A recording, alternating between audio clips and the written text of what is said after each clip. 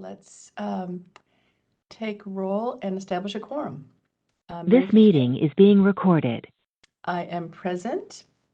Jovita Dominguez, Jovita present. David Lawler, David present. Betty Woods, Woods present. Vicki Granowitz, Granowitz present. and Tricia Wynn. Wynn present. Okay, we've established a quorum. So we will continue with item 6.3. Mary, Uh-huh. real quick, can I check to make sure our legal counsel is Oh, present? yeah. Sorry. Do we have Reza I'm here. Sorry about that. and Lori? Thank you. Great. Continue with the item 6.3, a motion to consider establishing a process to address any nursing shortages identified by the board's nursing workforce forecast. I'll Thank you. second. This is Vicki. Oh, are we going to a motion or are we continuing the discussion?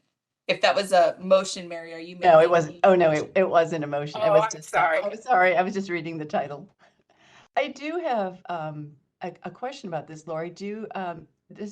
It's such a broad motion. So I'm just wondering if you can give a little context of how you're envisioning that this process would unfold. Well, that's actually up for discussion with you guys to see how you think would be best to develop a plan for this. What has worked well in advisory groups is to establish subcommittees of 2 people. Those subcommittees work with myself and our board legal counsel, and we start to do a deep dive into the processes, into some various options, and then we bring them back to a board to report out and then receive further direction from the board at that point. So that is an option, or you can decide that you want every single meeting coming forward to have, about an hour or so long discussion on this. You can do anything really that the board wishes to do to start to work on a process to develop this. I think if I was asked to give my recommendation, I would vote for a subcommittee to work in between meetings and board meetings, and then report out and receive further conversation direction at each board meeting. Tricia, I would be supportive of a subcommittee, but I do hope that, the process would be brought in front of the full committee or the full board for input, because I do think this is a process that would be enriched by more voices at the table. I mean, I did see the map that was in the earlier presentation that showed, in each region, what the population was, and then, what the nursing population was and what the nurse practitioner population was. I mean, that, of course, that would inform our discussion. And I also hope that in this process, we will, pay special attention to the schools that are offering education to low income and diverse populations. In other words, the public schools, because I am a little nervous that the expensive private schools are kind of coming in and gobbling up, clinical rotation positions and things like that. So I think the conversation really should be mindful of that. Those are some very legit concerns, Tricia, and we do see that. I actually met with a nursing program last week to discuss faculty approvals and clinical placements. And one of the issues that was brought up by this nursing program was, I think, really important for all of us to hear is our board made a decision to increase enrollment on a school in that area based on the program stating that they were increasing enrollment due to a contract with a specific healthcare institution.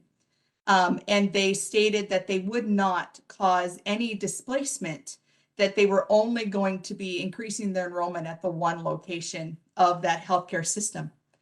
When I met with this community college, they let me know that they lost their OB clinical placements at another hospital associated within that system due to the enrollment growth of that school that the board approved, based on the school stating that they were only contracting with another hospital within that system. And so to me, that was truly disheartening to hear, because that's not what the board made the decision on. Understanding that when a board makes the enrollment decision, we're making it to increase enrollment to that school. We are not dictating their clinical placements. Their clinical placements are able to be approved and changed at any point by the school or by the healthcare institutions that partner with them. And so when we make those decisions and the board says, yes, you can increase by 20 students due to your contract with hospital A, but then maybe that contract is discontinued, or maybe something changes structurally where they can't accommodate those students anymore at the level that they thought they were going to, that increased enrollment has to go somewhere. And in this instant, it went to another hospital that was part of that system, and it displaced a community college. They lost all of their OB clinicals that were done in a hospital setting. And so they were very, very concerned. And so they were searching out for community settings. So these conversations and your concern about various clinical placement issues, about enrollment growth are absolutely legitimate. We have seen a closure of a community college in Northern California, College of the Siskiyous.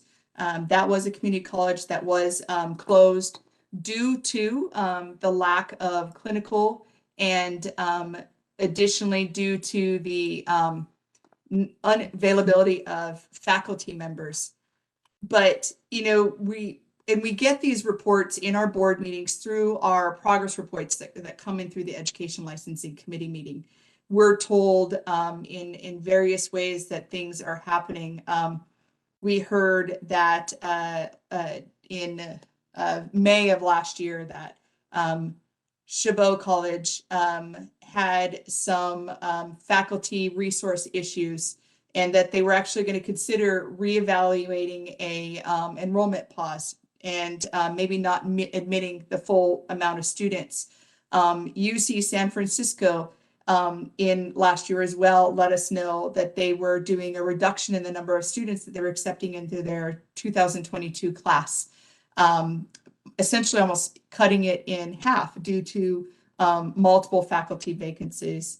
UMass it's University of Massachusetts Global. It was Brandman College when it was approved through our board. They were did not have clinical placements. They were really struggling to get any of those and to be able to even look in whether they were going to continue their program. Mount San Antonio let us know that their clinical facilities have been approached and they're not able to do it, and they're struggling, and they're starting to use more and more telehealth. And so these are things that our schools are struggling with. The problem is they're not necessarily coming and speaking in a board meeting. So today, as part of our process of sending out emails, we send it out to our general listserv. We actually were approached by the nursing programs, and they asked us to send it out to a nursing program listserv to let them know that this was when our board meeting was occurring, so that they could be available. And I can tell you that our attendees list has definitely increased today. So I'm hoping that when we go into the education licensing part of our meeting, and we start to evaluate the enrollment increase request, that we're able to have a very robust discussion with the people that are really on the front lines of this. Pertaining to this specific question, any subcommittee has to report back out at the board, and that it has to be very transparent. And I would even suggest that we have sections in the board meeting agenda set aside for discussions for those report outs so that we can kind of have a deep dive into it, but that the work is done outside of the meeting to bring back and have those discussions where they bring resources, they bring that forward, they have the discussions, they facilitate the conversations. Lori, how would you see, if we establish this subcommittee, how would you see it interacting with the current Education and Licensing Committee as well as the Nursing Education and Workforce Committee? It seems like there should be overlap there, integration. Absolutely. The good thing is the Education License Committee are all board members. So they're made up of the board. They're going to have all that interaction through the board meeting interaction. So you guys will get that. The Nursing Education Workforce Advisory Committee gives recommendation to our board. So these members of the subcommittee are going to be board members. They're going to report out to the board all of this information we brought forth into one place. And we would have an inclusive conversation. It is not meant to be one-sided or one way. We would take in all information from every source because we really want to weigh everything and really kind of go down those different rabbit holes to research and get to the root cause of this and really try to figure out what we can do to kind of work with that. And I think we're moving in the right direction. I think some of these curricular changes that we've done is huge. Having a direct patient care established process and more ability to have simulation helps to affect that clinical displacement across the board. Having conversations when COVID broke out with our programs, we had them decrease their units down to the minimum required. We only require 18 units in clinicals, in semester units in clinicals, and we had programs doing 24 units, 26 units in clinicals. That takes up clinical placements. That also increases the student loan debt and the time that the student has to put into their education. So those are things that we've already started to address, and then just getting the information out is really going to be huge so that people can have an understanding of what's going on. And really just working with our board, any of that information is going to be really imperative. Would it make sense to have the Nursing Workforce and Education or Education and Workforce Committee make a formal recommendation to us about how to establish this process as part of what we would factor into our decision making? They could. I don't know that I would rely completely on a advisory committee doing that. I think that we will absolutely take their recommendations in consideration. I don't know that we need to have a delay.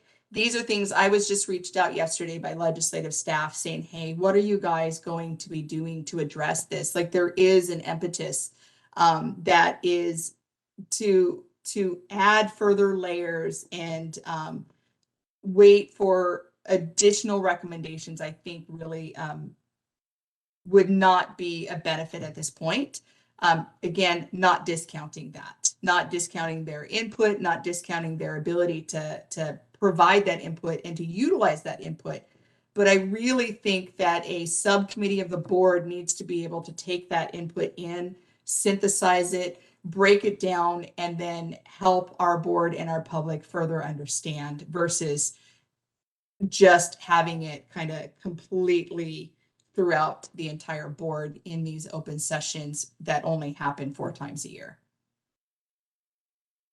And Nursing Education Workforce meets twice a year. One of them is dedicated to academia and one of them is dedicated to workforce. And so they're also tasked with one of the big things in the Sunset Bill was to do simulation recommendations. And so they are making subgroups, they are making subcommittees for this. There's a lot of robust information that will be coming from them, but I do truly believe we need to manage this from a board standpoint as well. I'm wondering if it wouldn't make more sense for it to be, instead of a subcommittee of the full board, a subcommittee of the Education and Licensing Committee, because all these originally go up to Education and Licensing, right? Enrollment increases do, but workforce doesn't. So workforce, this is Business Professions 2717. That goes to the administration of the board, that section of the Business Profession Code. And so that goes with the UCSF workforce process. It goes forward to the full board. Education and licensing doesn't necessarily, I mean, it definitely plays a part in workforce, but that's not inclusive of workforce, especially when you look at the caveat that our sunset bill put in there, where it specifically said workforce cannot be part of the decision-making process for enrollment increases. So we do need to keep it relatively separate, but the information that we're gleaning from this process that we will develop for addressing will help our board be able to make those more informed decisions.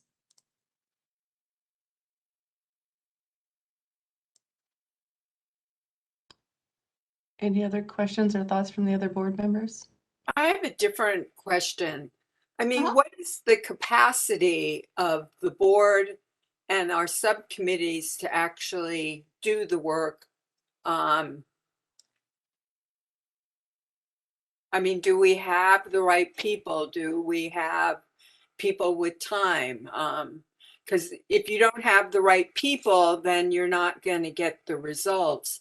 And so I'm just looking at the reality of it because it needs to Yes. happen, but It does. The good thing is we have a really diverse board here. We have a nurse leader in Mary Fagan. We have a direct patient care with Dolores. We have education with Jovita. We have advanced practice with Betty. You know, we do have a lot of really strong nurses that understand the nursing workforce. And then we have a very great public section of our board too, with you and Trisha and David. You're going to be helping us give this. Now, the time commitment, I think it has to go on a volunteer basis. I think you guys know your time commitment better than anybody. And so to get 2 people to volunteer that would be passionate to be able to dedicate the time with it, I think is imperative. Knowing that these subcommittees work directly with me and with our board's legal counsel will also help to align that.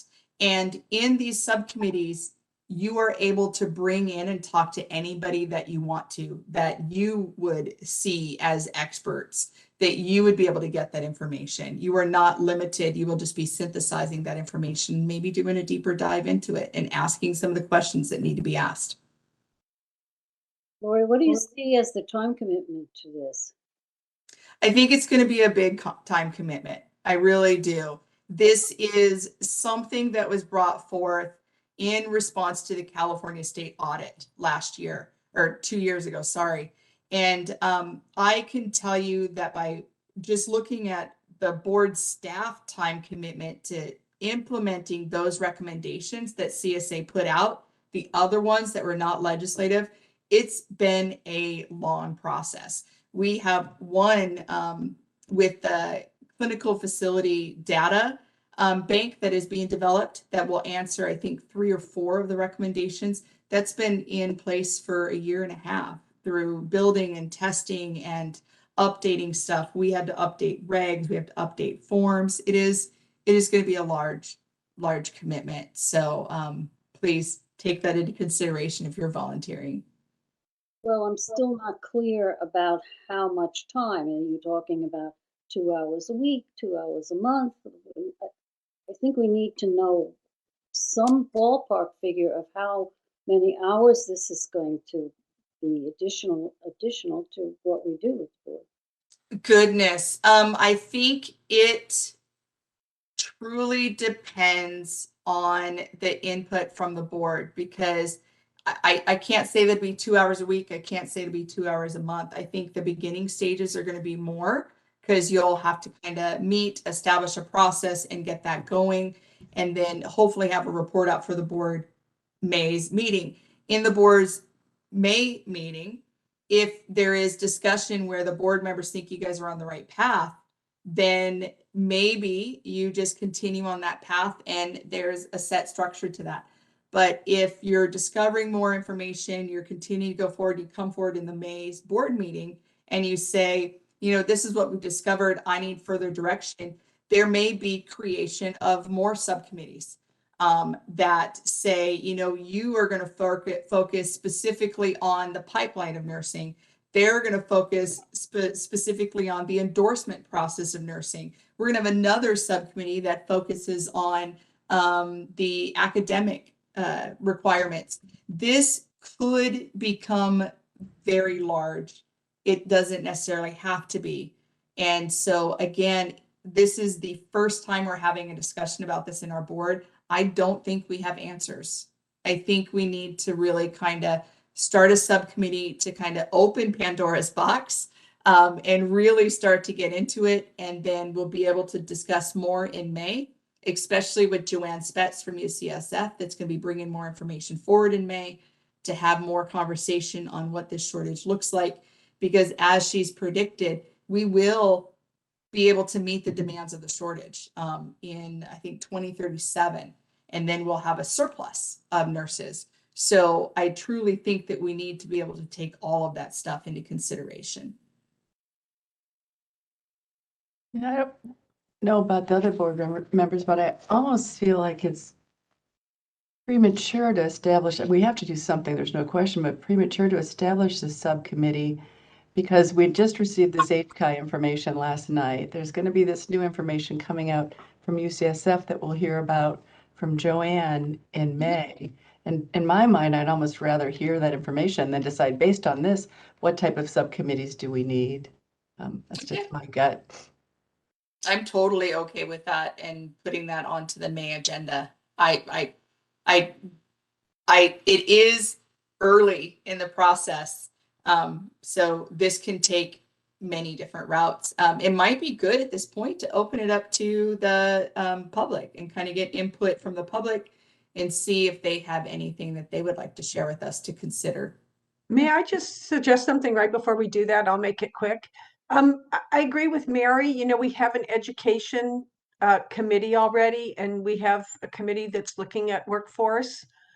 I'm wondering if we could even ask those two chairs to meet with Lori before our next meeting and see if they could even just kind of rough out a plan, which we could then, you know, yay or nay or tweak a little bit, and then kind of dive in. Because I agree with Mary, it feels like a little too vague right now. And while I would be willing to help, it's hard to kind of jump into something and commit to something when I just don't know what it is. I understand that. One thing I do want to let you guys know about the Nursing Education Workforce Advisory Committee that will be embarking on this. They haven't created their subcommittees yet. They are brand new. So they would not be able to really have any input yet, but it's not that they won't have input. They will, but we are just getting them started because they just became in statute in the sunset bill that went into effect January.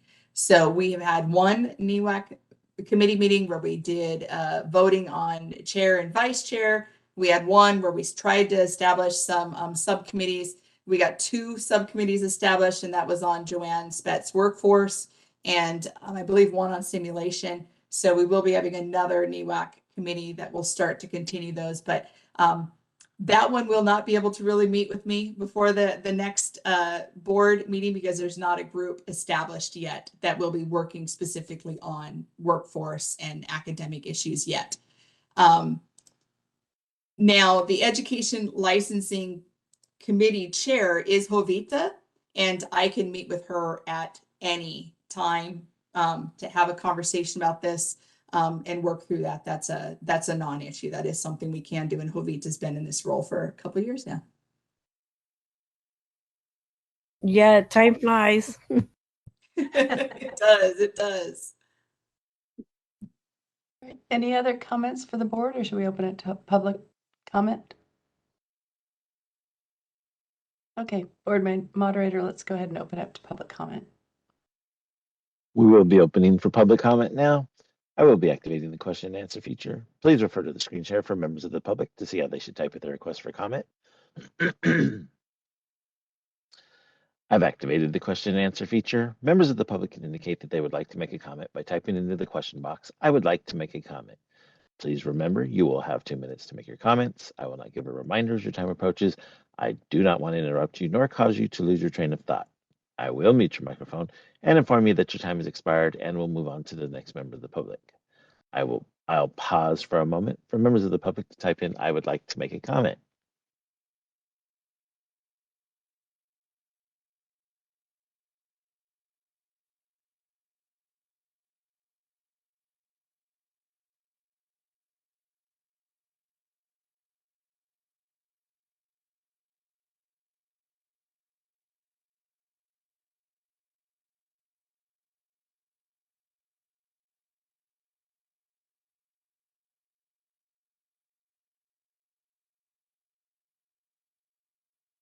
Board Vice President Fagan, here they come. Sorry.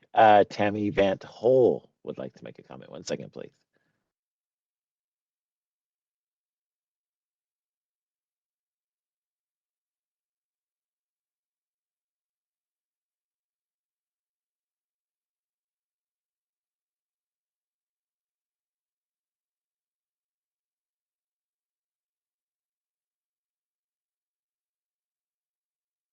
Tammy, there should be a pop-up on your screen somewhere that says unmute.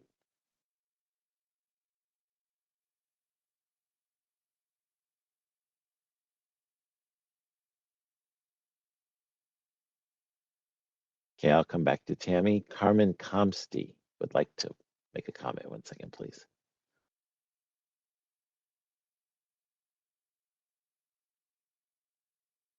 Good afternoon. This is Carmen Comsey again with the California Nurses Association and also a member of the NEWAC committee. Thank you so much for the discussion today. In light of the Project Nightingale investigation on nursing diploma fraud in Florida that EO Melby mentioned, we want to underscore the importance of the BRN's role in ensuring that nursing applicants meet California's educational standards and your role in protecting the public as we think of workforce issues. And the BRN has had successes in speeding up the licensing processes of the board. And importantly, you've done so while maintaining the state's high standards of education and training. CNA also wants to encourage the board again to establish processes to support ADN and community college programs, which play a critical role in meeting the needs of underserved communities and which ensure that educational costs and time barriers to entering the profession are minimized for low-income and diverse nursing students. These programs do not have the resources like many private BSN programs to make or fund clinical placement arrangements, so we encourage the BRN to pursue measures to support clinical placement for these programs. And finally, the forecast. I want to note that nurses report that they feel unsupported by their employers. This finding emphasizes that retention remains a key concern in nursing workforce issues. When employers do not provide safe working conditions or safe nursing practice conditions, nurses find it difficult or cannot meet their professional duties to provide safe patient care. And as a result, nurses can experience moral distress and are prone to leaving nursing because of it. So part of the ongoing discussion on nursing workforce should include measures to retain nurses in direct care jobs, including BRN developed mentorship programs and other programs to support safe nursing practice and working conditions. Thank you again for this important discussion. Thank you. Let me try Tammy again. 1 second.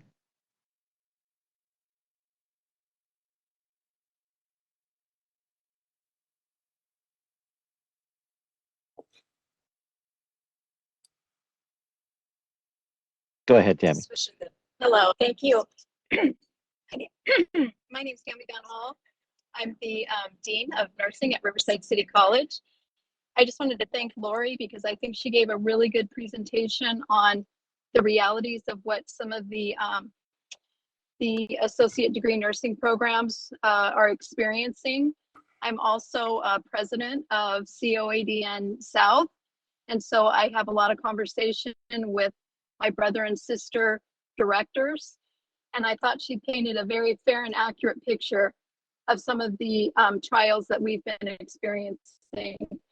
So I just really, I appreciate that. And I am very open to the dialogue and look forward to that as in the upcoming times. Thank you.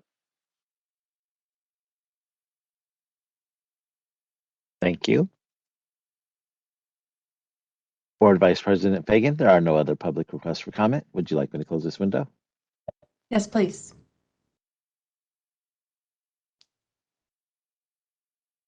So I'm not sure from the discussion we've had if we're ready to make a motion. How does that work, Lori or Reza? Or do any of the board members feel like we're ready to make a motion here? It says possible motion, so you do not have to have a motion. It could just be the discussion. So we're okay, after having public comment, to move to the next agenda item if you choose to do so. If board does not want to make a motion today, that is perfectly fine. I'm more comfortable putting this on the May agenda and knowing you're going to talk to Jovita in the meantime. Yep. Better parameters then. All right. Sounds good. Then we'll move to the next agenda item. Thanks for that discussion. Welcome. Thank you. So I believe we're doing the report of the Nursing Practice Committee. Our Nursing Practice Committee did meet in January. What month is it? And our board could make a decision to accept the recommendations from the Nurse Practice Committee and take that as a whole, or it can pull any items out to have further discussion. It is completely up to our board. I will go ahead, and if we move on to 7.1, I can do a report out of each one of the advisory committees if our board is interested. I did a report out in the January meeting, and there has been no additional meetings other than a combined NPAC and NMAC meeting that I can report on if you would like me to do so. Well, everybody wasn't at the January meeting, obviously. So if people want to hear what went on, then I think we should do that. We can, yes, but the option is there for our board to accept the recommendations of the practice committee, and so we have to give them that option. Do we want to go on to 7.1 and start the discussion? Yes. Thank you. Okay. 7.1 is a report out of each one of the committees, the Nurse Practitioner Advisory Committee, the Nurse Midwife Advisory Committee, the APRN Nursing Advisory Committee, as well as NEWAC. I'm going to check the attendees really quick and see if we happen to have any of the chairs in attendance. And if they are, we will get them elevated so that they can report out. I'm not seeing any of them. Just on a quick glance, and check one. Who are we looking for? Be Samantha, Mary Catherine, and Garrett, and I'm not seeing any of them. Okay, so when the chairs of the committees are not here and available, I do the report out. So the Nurse Practitioner and the Nurse Midwife Advisory Committees met in the end of January. They had a combined meeting. That combined meeting was to discuss the disciplinary guidelines and the process of having the disciplinary guidelines updated to address the more independent practice of both of those APRN groups, to look into what needs to be done for our board to provide monitoring if they're on probation for practice issues or diversion activities, substance use, mental health, etc. And so it was a 6-hour meeting, and Shannon Johnson, our Chief of Enforcement, met with them with Reza and myself, and we brought them through the entire enforcement process and into the specifics of the disciplinary guidelines. A lot of questions were answered, and we will be scheduling additional NPAC and NMAC meetings to have more individual disciplinary guideline conversations. Our ask was to have them be similar recommendations so that when we look at nursing practice, including our advanced practice RNs, that we can apply the disciplinary guidelines in an equitable fashion. The Advanced Practice Registered Nursing Advisory Committee, that is no longer in place, and it has been sunset. We do have additional items coming forward in this meeting, and we'll start to talk about the charters for the new Clinical Nurse Specialist Advisory Committee and the Registered Nurse Anesthetist Advisory Committee. And that is down further on our agenda is 7.5. And once those charters are accepted, we will be opening up and we'll start to advertise for positions to fill those. With the sunsetting of APRNAC, we did give them certificates and thank them for their service. They are able to use those certificates as part of their CV, resume, or anything they need to go forward. And we are just really grateful for their participation. We have met with some of the nurse anesthetists and the clinical nurse specialists that were part of APRNAC, and they are very excited to be moving over into the newly formed committees so that we do have some continuity. The last one is the Nursing Education Workforce Advisory Committee. That committee is working very closely with all of the stakeholders, gathering a lot of information from them. It's been really great. They do have a couple subcommittees formed already that we talked about. They are bringing practice issues, workforce issues, all kinds of conversations forward.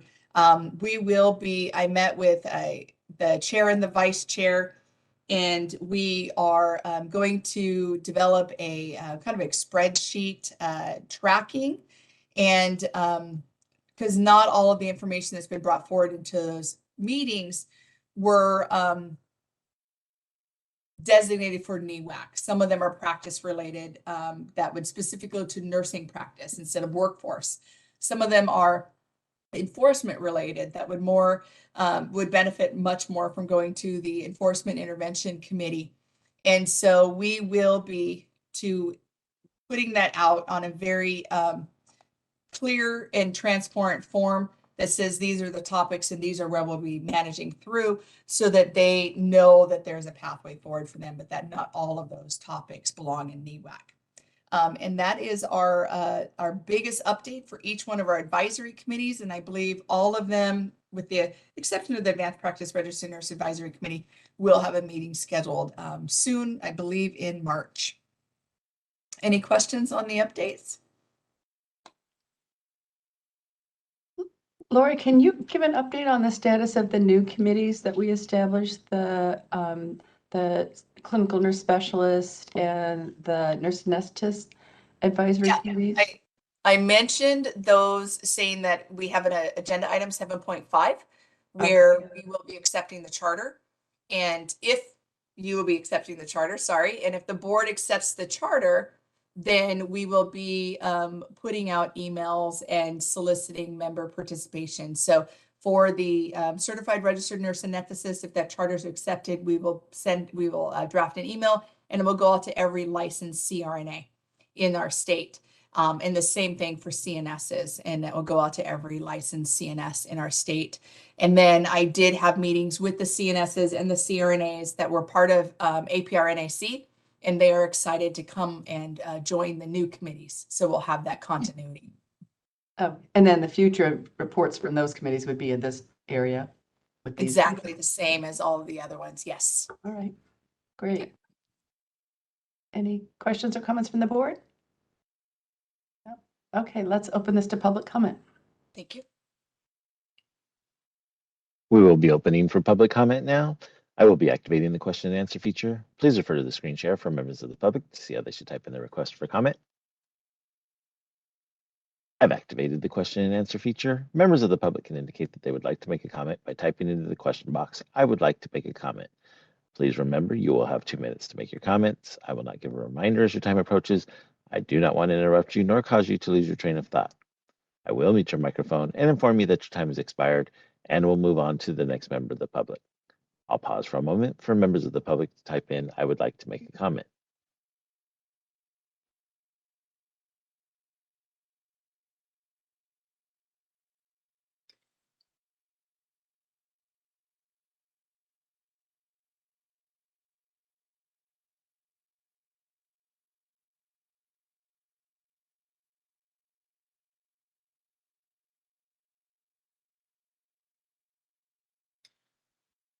R. Gold would like to make a comment. 1 second, please.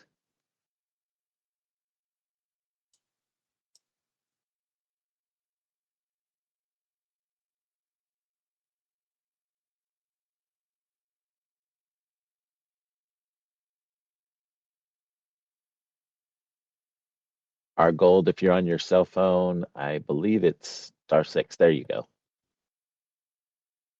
The California Association of Clinical Nurse Specialists in support of the establishment of a CSN advisory committee.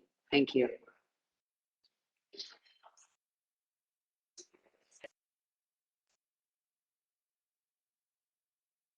Thank you. Board Vice President Fagan, there are no other public requests for comment. Would you like me to close this window? Yes, please.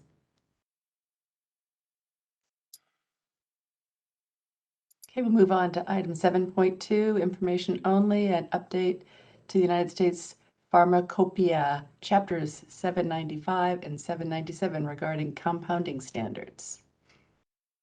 Thank you. So this was a request that was brought forward by Betty to have the discussion. She had received some email communication from a hospital representative wanting to know kind of what is something that our nurses will be facing with the new update. The new update does go into effect November 1st of 2023. But in order to understand the new update, we kind of have to understand the prior guidelines. We will be adding this to our board's website. It is not currently on there. We have a specific business professions code that states that a nurse cannot compound. And then we have a caveat within the pharmacy board guidelines and as well as within this updated standards. And so compounding, understanding what compounding is a big issue. Compounding is when typically done by a compounding pharmacy by a compounding pharmacist in sterile conditions, under a hood, etc.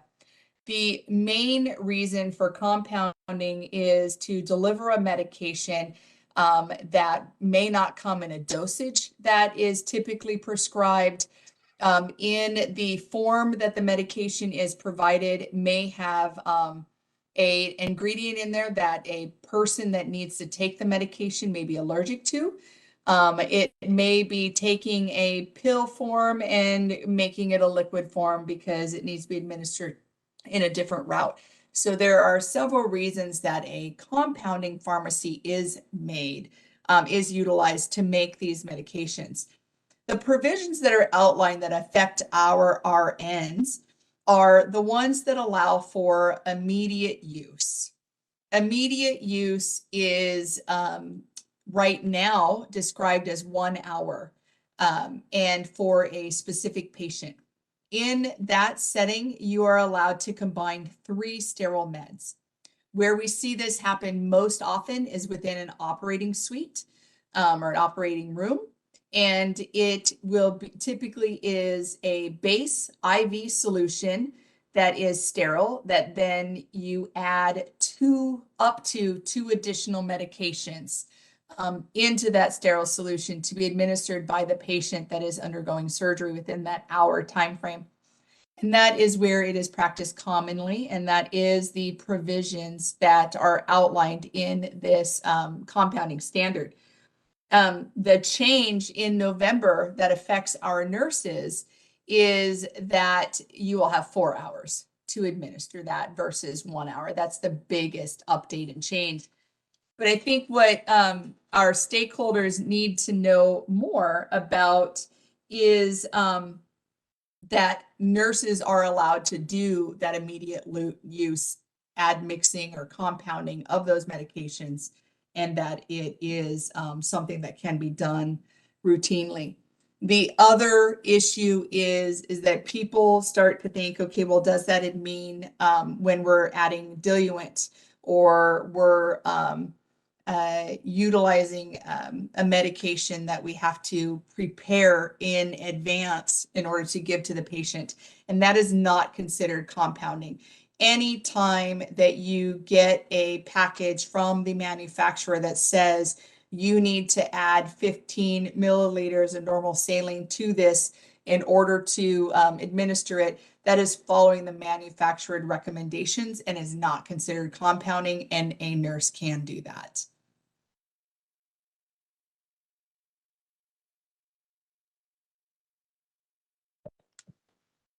Lori, I guess I have a question around nurse anesthetists.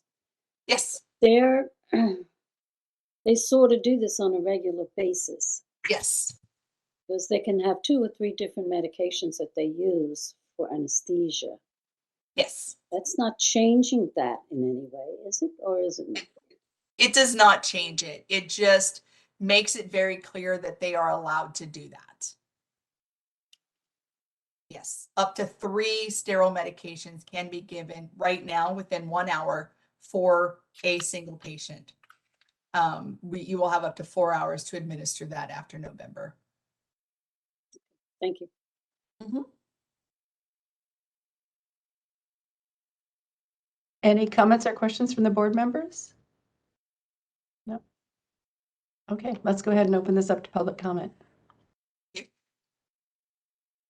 We will be opening for public comment now. I will be activating the question and answer feature. Please refer to the screen share for members of the public to see how they should type in the request for a comment. I've activated the question and answer feature. Members of the public can indicate that they would like to make a comment by typing into the question box, "I would like to make a comment." Please remember, you will have 2 minutes to make your comments. I will not give a reminder as your time approaches. I do not want to interrupt you nor cause you to lose your train of thought. I will mute your microphone and inform you that your time has expired, and we'll move on to the next member of the public. I'll pause for a moment for members of the public to type in, "I would like to make a comment."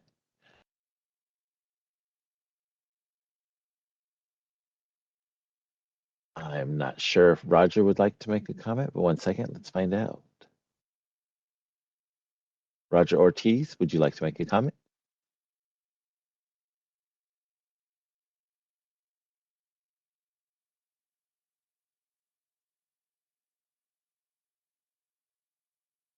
Good afternoon. Can you guys hear me? Yes, sir. Go ahead. Thank you. Foremost, I just want to say thank you for the work that you guys do. I think that I know it's not work that is, always commendable or commanded, but the way that you guys are pushing forward the quality of our future caregivers, people that are going to take care of our loved ones, is very respected. I own a company that does student onboarding for over 70 hospitals, and we clear nursing and allied health students. And I can tell you that those hospitals are so grateful for the students that are coming to potentially work as, new RNs, new LVNs. But one of the things that I hear from hospitals is always the quality of students that are, being put into the workforce, and how some of the waivers that are being given may be really stealing quality experience during school time for them. So I, for one, feel that, some of these waivers have, and I think it was a comment made earlier, stolen some of that experience from the students, and some of the hospitals may not even want to hire them. And I know that we're increasing the number of students, but I think some of the schools really need to see what kind of students they're putting out, and not relying on waivers, not to send students to clinical rotations or to keep them in telehealth, or, the ones that can afford multi-million-dollar systems in classrooms instead of with patient care. So I think as a board, what I would say to you is really see what placements these schools are saying they're using and making sure that they're using them and not just using their name and they're keeping students in the classrooms. Thank you. Thank you. Board Vice President Fagan, there are no other public requests for comment. Would you like me to close this window? Yes, please. Okay, we'll move on to the next item, 7.3, informational item update on the implementation of Assembly Bill 890. Laura, you giving that update? Yeah. I will. Yes, definitely. Thank you for that. AB 890, as you guys are very well aware, has come in front of our board multiple times and voted on regulatory language and comments in response to that. It has now been implemented. We do have regulatory language that was approved by the Office of Administrative Law that did become effective on January 1. We do have an application for the commonly referred to 103 NP. That is the nurse practitioner that can work without standardized procedures in a group setting as defined in law. And we do have applications that are being processed and approved. We did run into a few snags. One of the snags was that the osteopathic physician and surgeons were not able to complete the attestations. We did ask for a fix, and that fix is set to be released in the next month. So we did send out messaging to our nurse practitioners and our osteopathic board, letting them know that just hold tight. They'll get their certification in a month when we get that fixed. We also did run into an issue where the application cuts off at 3 years for the 4,600 hours. We have asked for that to be decreased down to 2 years for the 4,600 hours because it is 4,600 hours or 3 years, whatever comes sooner. And so that is going to be addressed and fixed as well. And so just wonderful feedback from various people that did the licensing process. I did reach out to the president of the California Association of Nurse Practitioners, and she did go through and apply, and she became a 103 NP. So it does work. We did test it out in the real world setting, and now we are setting up multiple meetings. We are creating a frequently asked questions list. It is with me to review, and then we'll be updating that to our website. And in these meetings are basically just really packed full of information. One of the outreaches I shared in the executive officer report was meeting with California Hospital Association and sharing out with them the implementation of AB 890 and what that means. I also met with SEIU and CNA, both nursing unions that were wanting some direction on AB 890 and what that means. And so just a reminder out to the board that the traditional NP still exist. We do have NPs that will not be pursuing this more expanded independent practice, and they are choosing to continue to work under physician supervision with standardized procedures as they have in the past. That still is supported by our board and available. And now we do have the nurse practitioner that can work without standardized procedures in a group setting. And that is supported by our board as well. And we will be giving more and more guidance on that as more and more questions are asked. And the independent practicing NP, also known as the 104 NP, that is not planned to be available until January of 2026. We may release it a few months early, but that is our goal for releasing that, because there is a requirement that you do have to work as a 103 for about 3 years in good standing, in order to move to that more of an independent practice area. One thing that we're having to do a lot of outreach and education on is to remind the employers and the nurse practitioners that this more independent practice is directly tied to their national certification. They cannot advance to a 103 without a national certification in a population focus where they were completed their direct patient care hours in that clinical setting or clinical focus, sorry.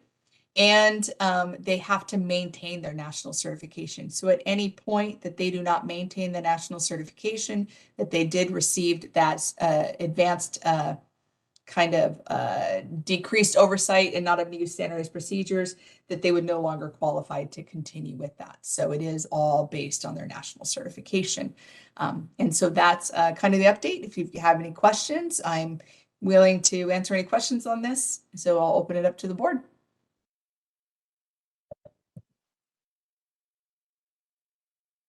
Any questions from board members? Lori, do you know how many 103s we have so far? A couple hundred.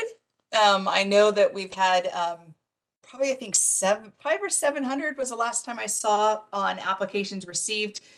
We are having some delays again in the approval of that process. It is an automated process, but it is reliant upon the attestation of the physician and surgeon right now.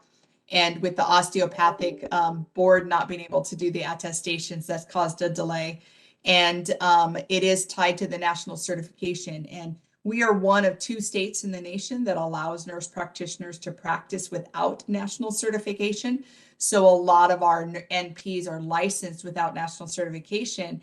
And so when they applied for this, they had to also submit their national certification as a primary source document.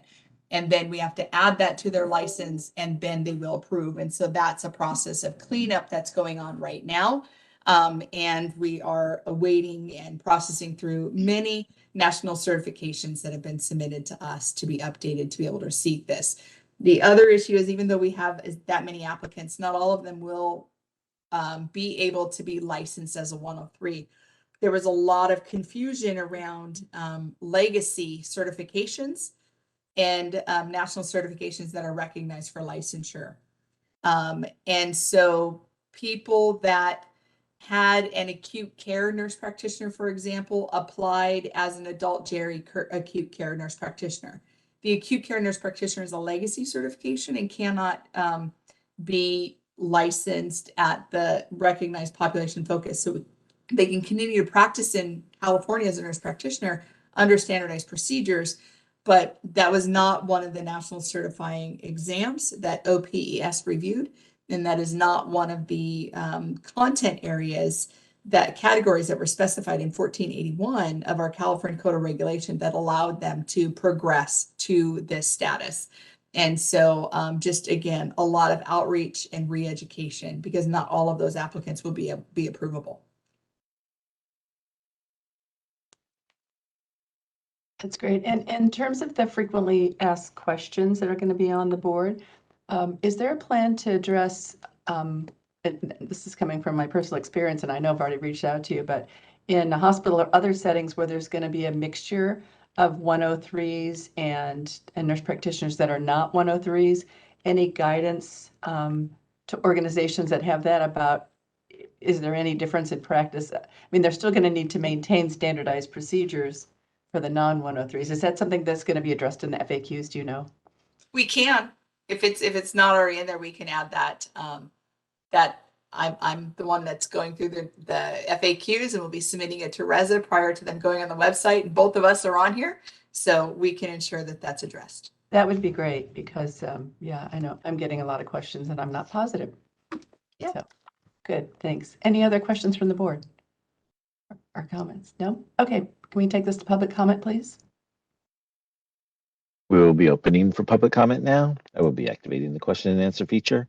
Please refer to the screen share for members of the public to see how they should type in their request for comment. I've activated the question and answer feature. Members of the public can indicate that they would like to make a comment by typing into the question box, "I would like to make a comment." Please remember, you will have 2 minutes to make your comments. I will not give a reminder as your time approaches. I do not want to interrupt you nor cause you to lose your train of thought. I will mute your microphone and inform you that your time has expired, and we'll move on to the next member of the public. I'll pause for a moment for members of the public to type in, I would like to make a comment.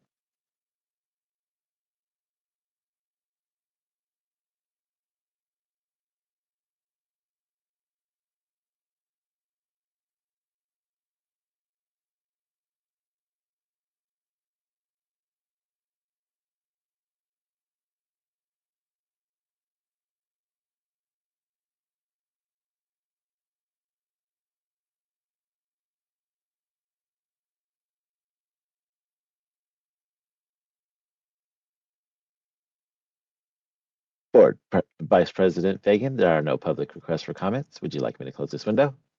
Yes, please.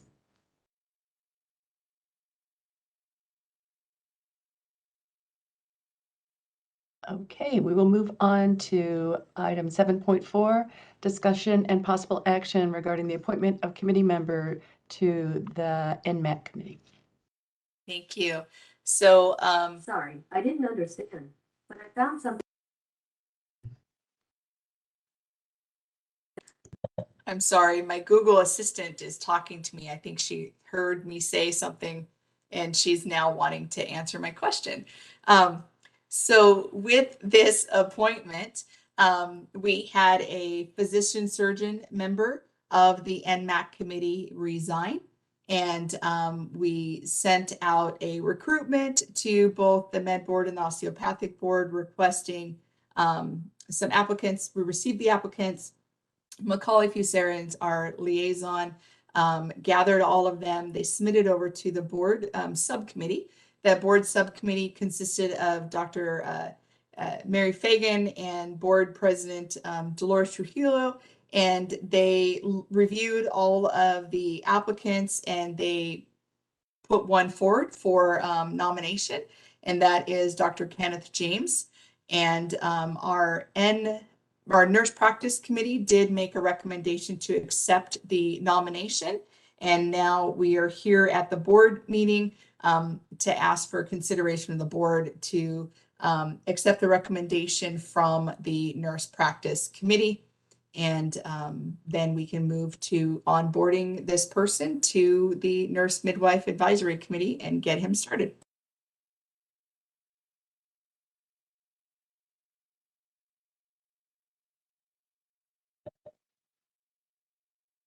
Any comments or questions from the board?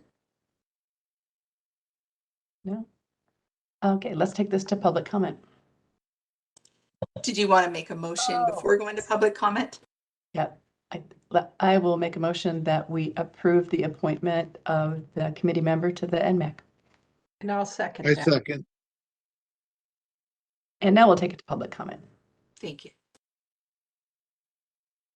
We will be opening for public comment now. I will be activating the question and answer feature. Please refer to the screen share for members of the public to see how they should type in their request for comment. I've activated the question and answer feature. Members of the public can indicate that they would like to make a comment by typing into the question box, I would like to make a comment.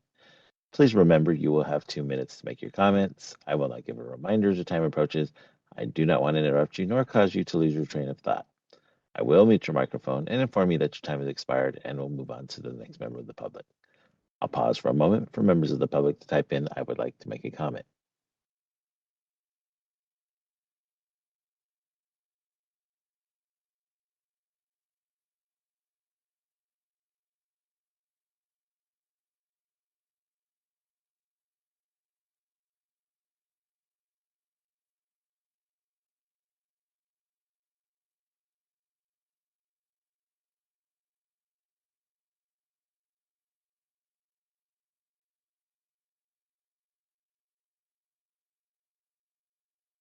Board Vice President Fagan, there are no public requests for comments. Would you like me to close this window? Yes, please.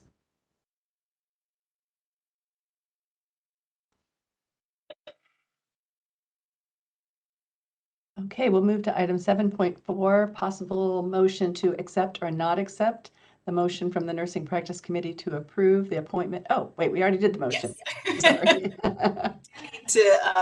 This was the suggested motion, Okay. but you already made the motion and got a second, so we just need to do a roll call. Okay. Okay. So now we'll vote.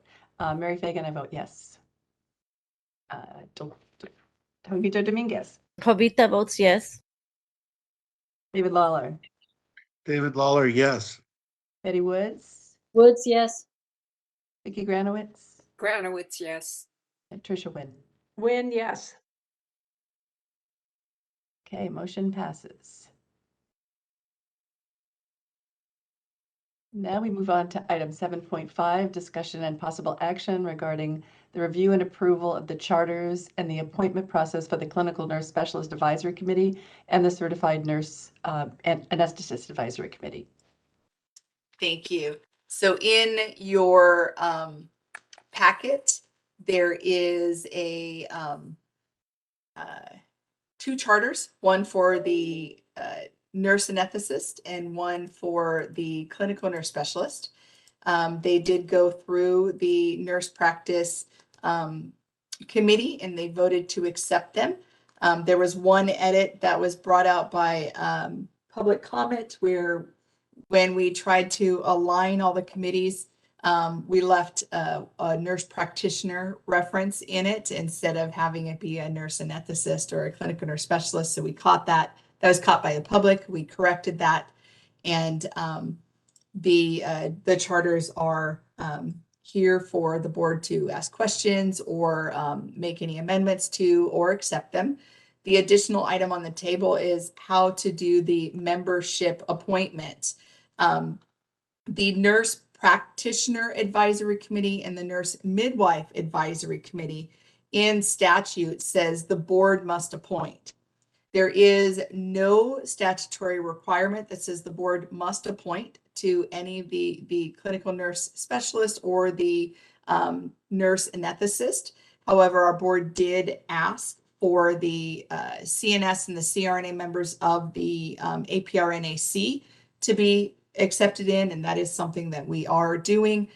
The Nursing Education Workforce Advisory Committee and the APRNAC that just was sunset, those members were appointed by the executive officer through the same kind of screening process. So it is up to the board if they want to establish subcommittees to review all the applicants, to make recommendations on who to appoint to these two new committees, or if you want to follow the guidelines that were set forth for APRN and NEWAC and have the appointment be through the executive officer. So acceptance of the charter and the process for appointing is what is on the table for discussion and possible motion. Any comments or questions from board members? Well, I'm just from my point of view, I don't know these people, and although I do review, resumes and look at the materials, I don't feel particularly well qualified to make these appointments. I would feel like Lori and her executive staff would be in a better position to do it than me as a public member. So that's just my 2 cents. I would add that it would expedite the process to have it move through executive board appointment instead of having us look at each individual case as well. So I agree with Tricia. I agree as well. So we would need a motion and a second. The motion that we're asking for is to accept the charters and then have the EO appoint. If somebody wants to make that motion and accept it, that would be great. The only question I have is because we have now these 4 committees, and the 2 of them, the nurse midwife and the nurse practitioner, will be appointed by the board, and the CRNA and the CNS will be appointed by executive officer. I just don't know if that perhaps puts those committees thinking that they're on a different standard, and I get it because Dolores and I were part of the nurse midwife, and we basically had to choose our criteria. So we wanted representation across the state, and we wanted people in academic and not, but I just don't know if that will, do you know what I'm saying? Like have those committees feel like they're not at the same stature, perhaps, as the 2 that've already been established. Anybody have any thoughts on that? Maybe we could solve that by allowing Lori to make the appointments and then we would approve them at the next board meeting so that we do give our stamp of approval, but we're not doing all the sorting and vetting. You could do that. I want to offer a couple other options. We could Okay. also have, so we don't have to wait for a full board meeting. I could bring it to the admin committee, which would be for Mary and Dolores. And they could look at at the recommendations of the EO, because it's not going to be me forever. But they could look at the recommendations of the EO and have the admin committee do the approval process. Instead of an entire board, we can report out at the board also. I'm just looking at expediting it, because if we have any kind of turnover in the committees, we can't fill those until we have board meetings, and it has to be agendized and moved on. And so I'm looking at expediting that. And so with the admin committee, those committees meet outside of a board meeting, because it is 2 members of our board. And they meet with the EO. So that would be a perfect kind of venue for that if the board wants to have a pulse on it. The other kind of response that I have to this is this was done for NEWAC and it was done for APRNAC. So we do have 2 advisory committees that have gone through this appointment process, and it has worked well. And there hasn't been any issues where they think that they're different or less than. And all of the charters are the same. So the ask of the committee, the way that they're scheduled, the way that they're managed are identical, with the exception of the makeup. And so that again comes back to the appointing. The Nurse Practitioner Advisory Committee and the Nurse Midwife Advisory Committee have 4 APRNs, 2 physicians and surgeons, and 1 public member. Currently, because these 2 are not in statute, they have 4 APRNs and a public member. They do not have a physician and surgeon member on it. With the CNSs, in our statute, it requires that any standards that are recommended coming out of the CNSs, that we have to take it through an additional review process. Though that additional review process does go to the medical board, and it will also go to healthcare organizations that utilize CNSs, and the specific, it says healthcare organization that utilize clinical nurse specialists, and that's specifically in our statute. So there is a lot of checks and balances. Oh, yeah, I guess I missed this when I looked at the materials, but there's not an anesthesiologist scheduled to be part of the CRNA advisory committee? That is correct. That is not part of this initial charter. Again, because these are not in statute, they can be considerations for the future if that's something that our board feels needs to occur. However, it has been many, many years where our board has not supported the physician and surgeon membership on various committees. If we go back to AB 890 and SB 1237, when the board voted and made their stance on that, and Betty can attest to this, they accepted, the motion was to support with amendments or to oppose unless amended. It moved various times through that, but that was specifically asking for the physician surgeon member to not be on those committees, to make them as an optional member or of some sort and not a required member. Those were some of the various conversations around that. The organizations that support the CNSs and support the CRNAs also asked to not have physician and surgeon membership on these non-statutory committees at this point. Again, not saying that they can't be added in the future, but understanding that the caveat on specifically with the clinical nurse specialist is our business profession code has a process for that already set in place. And that is not for membership on the advisory committee, but it states in the business profession that it says that, trying to find it here for you guys so I can read it. It says, in setting the standards, the board shall consult with clinical nurse specialists, physicians and surgeons appointed by the Medical Board of California with expertise with clinical nurse specialists, and healthcare organizations that utilize clinical nurse specialists. So it's a different path for these. because of the different statutory requirements. So when we set a standard for a clinical nurse specialist through this advisory committee, it's not going to go through the physicians that are on a committee at all, even if the physicians were there. It has to go through physicians that are appointed by the med board. And so we will have to turn this over to a committee appointed by the med board to have them review it, not members that are appointed by our board in this committee. And we then have to put it out to healthcare organizations that utilize clinical nurse specialists, example being California Hospital Associations, for any feedback prior to even going anywhere else. That is a statutory requirement. So it is different in the way that we set these up because of those varying other laws that we have to follow, if that makes sense. Couldn't you also say, just looking at this from our organizational system perspective, that if our executive officer is facilitating these applications, then by proxy, she's our representative, which we tacitly approve of. Plus, we as the board get to remove any of these members, right? Correct. Even before their term expires. So they're still under our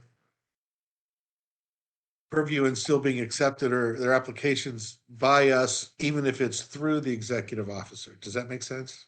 It is. I'm appointed by you guys. So Yeah, I do the right. work So in this sense, I see it as our ambassador in that respect. Yep. Do any of the board members have a preference about whether it should be the appointment by the EO or by the administrative committee? Any thoughts on that?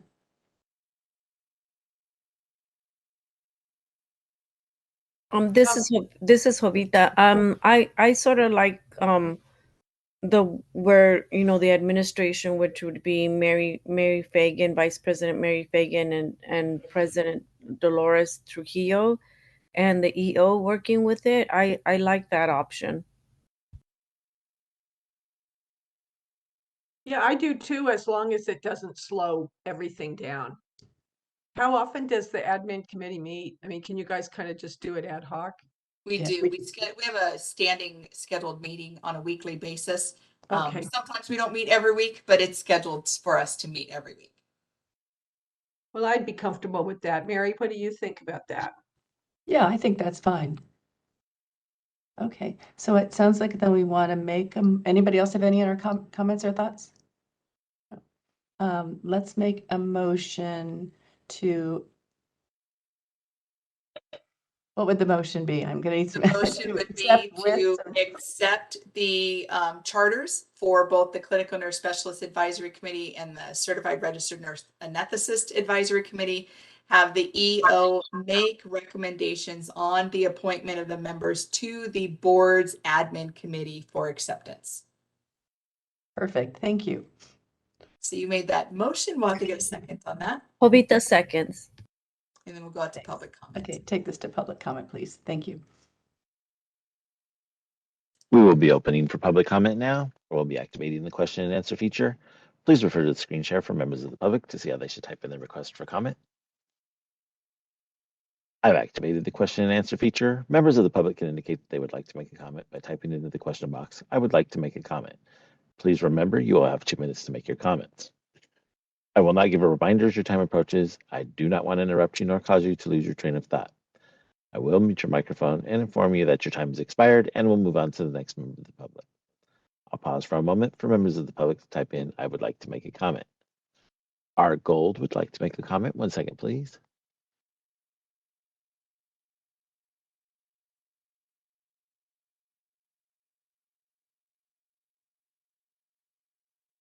Good afternoon, Madam Vice Chair and members. I'd like to reiterate, I'm Roxanne Gould, representing the California Association of Clinical Nurse Specialists, as well as the American Nurses Association of California, strong coalition partner in support of 7.5 and the Clinical Nurse Specialist Advisory Committee.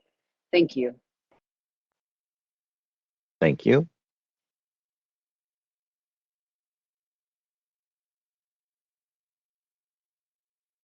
Alyssa Brown would like to make a comment. 1 second, please.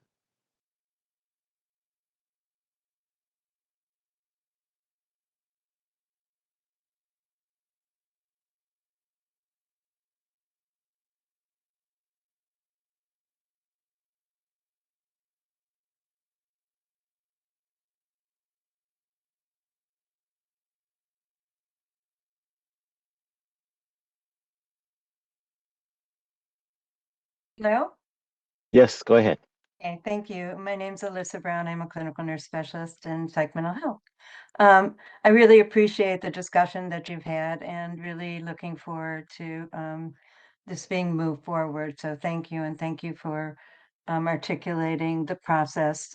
I just have a question because I know that some CNSs and CRNAs, know that these will be open. Should they are they sending their names in, or what kind of thing? What should we tell them to do if they ask about it? I'm not me, but anybody. Thank you. Thank you. Do you want to respond to that, Laura? I think you already did that. An email is going to go out to all CNSs and all nurse anesthetists to say that this is available, right? Yep, we will have all of that out. It will go out to all of our licensed CRNAs and all of our licensed CNSs to do a recruitment. And anybody is available to apply. And the application information will be included in that email, right? It will, yes, and it will also be included on our website. Great. Thank you. Sandra would like to make a comment. 1 second, please.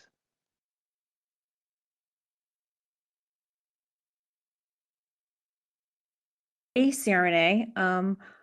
I'm actually one of the 2 CRNA members of the now sunsetted APRN advisory committee, and I'm really looking forward to moving ahead with the new CRNA advisory committee. So thank you to the board for moving this forward. Pleased that myself and Karen Karp, the other nurse anesthetist, will be joining me with this new advisory committee. I know Mary had mentioned this a little earlier in regards to the geographical representation for our new advisory committee, and we would really like to ask to have the opportunity for the board to take into consideration that we have a variety of practices of the CRNA members. So for example, like academic hospital practices, large hospital system practices, independent practice settings, and also small practice settings such as our dental and surgical office settings. So we have, a nice diversity in regards to the CRNAs that are on our committee. Again, thank you so much. I appreciate the opportunity. Thank you. Thank you.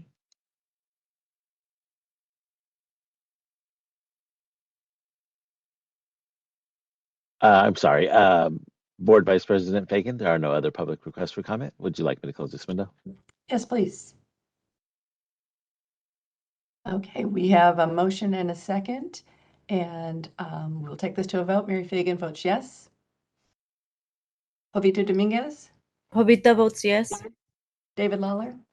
David, yes. Betty Woods? Woods, yes.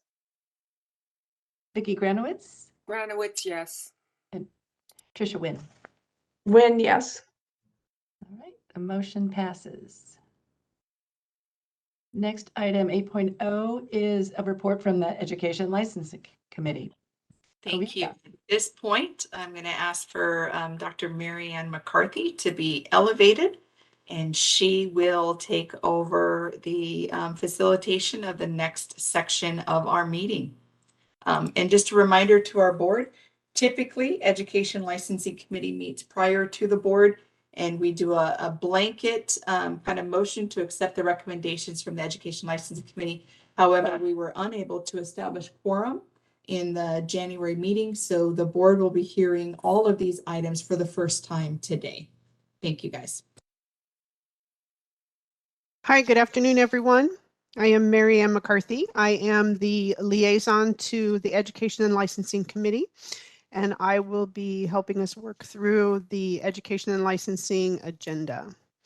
So agenda item 8.8.1 is discussion and possible action regarding the ratification of minor curriculum revisions and acknowledgement of the receipt of program progress reports, as well as whether to recommend ratification of clinical facility approval and other actions. This is a consent agenda item, and the schools that are under consideration are in your materials on those lists that we give showing those. Thank you.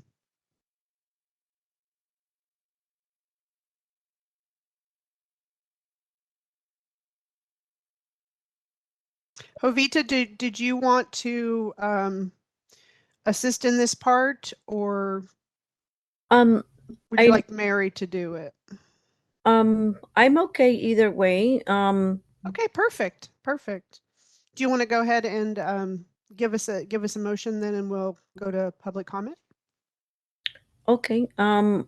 Let's see. The motion would be okay, to approve the ratifications of the minor curriculum revisions, clinical agencies or facility approvals, and acknowledge receipt of program progress reports. Do I have a second? I'll second it. And And that who was that? I'm sorry. Sorry, Tricia. Thanks, thank you, Tricia. Tricia. Moderator, would you take us to public comment, please? We will be opening for public comment now. I will be activating the question and answer feature. Please refer to the screen share for members of the public to see how they should type in their request for comment.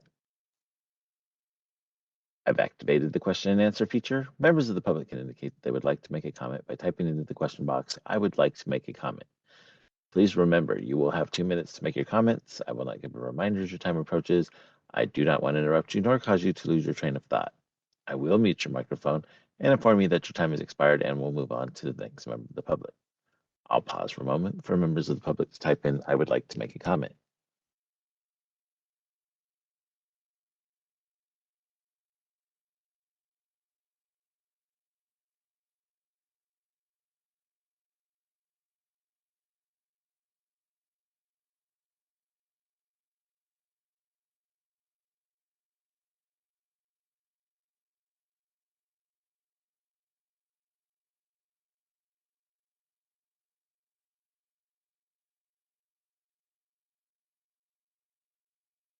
Committee Chair Dominguez, there are no public requests for comment. Would you like me to close this window?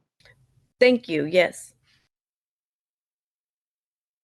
I'd like to take it to a vote. I, Jovita, votes yes. Vice President Mary Fagan, Mary Fagan, yes. Tricia Wynn, Win, yes. David Lawler, David, yes. Betty Woods, Woods, yes. and Vicky. I forgot. Granowitz, Thank you. yes. Thank you, Granowitz. Thank you. Motion carries. Thank you so much. Agenda item 8.1.2.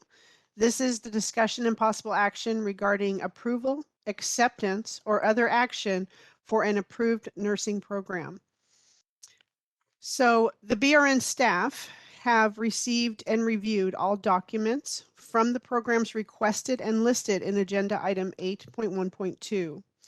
This information and these requests are on the list provided in your materials packet. These programs have met all board rules and regulations related to the request and are consent agenda items.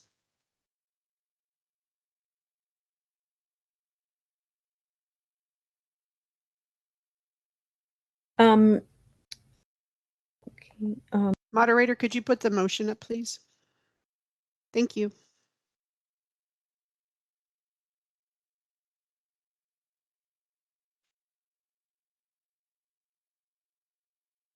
Jovita, you're on mute if you are speaking.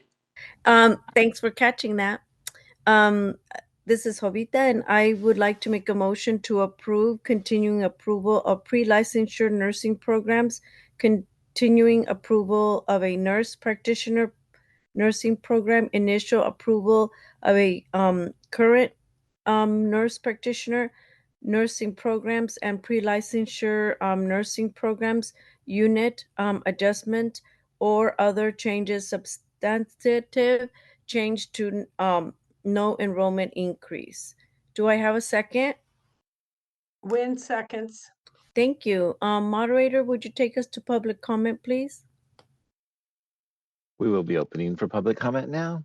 I will be activating the question and answer feature. Please refer to the screen share for members of the public to see how they should type in their request for comment. I've activated the question and answer feature. Members of the public can indicate that they would like to make a comment by typing into the question box, "I would like to make a comment." Please remember, you will have 2 minutes to make your comments. I will not give a reminder as your time approaches. I do not want to interrupt you nor cause you to lose your train of thought. I will mute your microphone and inform you that your time has expired, And we'll move on to the next member of the public. I'll pause for a moment for members of the public to type in, I would like to make a comment. Roger Ortiz would like to make a comment. 1 second, please.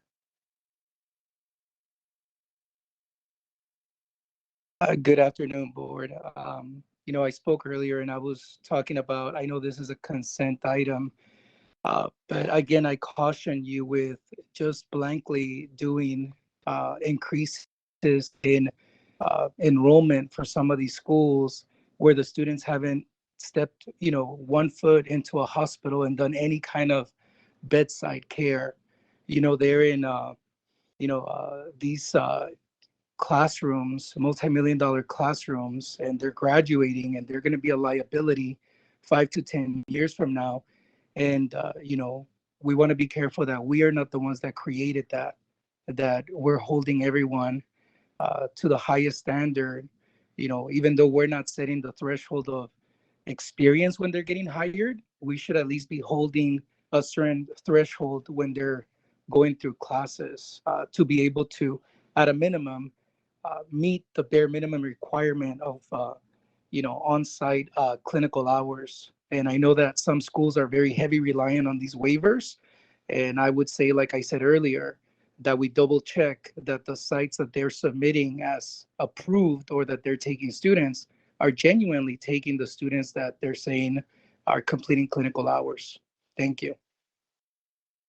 Thank you, Roger. I just want to jump in real quick. This is Lori, the executive officer. This motion that was previously made excluded any enrollment increases, and all the schools that have requested enrollment increases, new campus, new programs, et cetera, will be heard individually in upcoming agenda items. But thank you so much for your feedback. Committee Chair Dominguez, there are no other public requests for comment. Would you like me to close this window? Yes, please. I'd like to take it to a vote. I, Jovita, votes yes. Vice President Mary Fagan, Mary Fagan, yes. Trisha Wynn, Win, yes. David Lawler, Sorry, David, yes. Betty Woods, Woods, yes. and Vicky Granowitz. Granowitz, yes. Thank you. Motion carries. Thank you very much. Agenda item 8.2, or I'm sorry, 8. Hold on here. Let me get up to date here. 8.2, thank you, is the discussion and possible action regarding acceptance of substantive changes to approved nursing programs. So the next 8.2.1 all the way through 8.2.9 are all current nursing programs that are asking for a substantive change, which is some type of enrollment increase, secondary site, to that nature. We're going to start with 8.2.1, which is the University of California Baccalaureate Degree Nursing Program, requesting an enrollment increase. So information about this program starts on page 41 in your packet. And board moderator, would you please elevate the presenters on the list for UCLA in case they're needed? The University of California, Los Angeles Baccalaureate Degree Nursing Program submitted a proposal for a substantive change with an enrollment increase to begin in spring of 2024. Their current enrollment pattern is in the BSN program. They have 56 students once a year in the fall. So they have 56 BSN students annually. And in their entry-level masters, they have 70 students once a year in the fall. So those two tracks each have 56 BSN and 70 entry-level masters. The requested enrollment in pattern is only for the BSN program, so the entry-level masters will remain unchanged. For the BSN, they are having 69 students once a year, an annual enrollment of 69 students annually, which would be an increase of 13 students. The agenda item summary is on page 41. It includes more details, and it also has an executive summary from the program.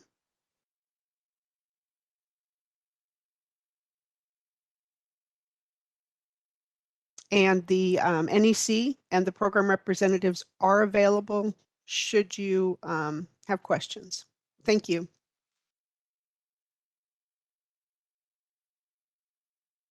Do any of the board members have any questions? Yeah, this is For statements? Betty. I do have a question. Yes.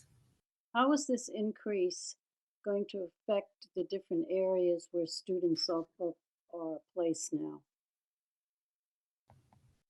Well, Betty, that is a concern of mine too. So I was wondering, if the board would be amicable about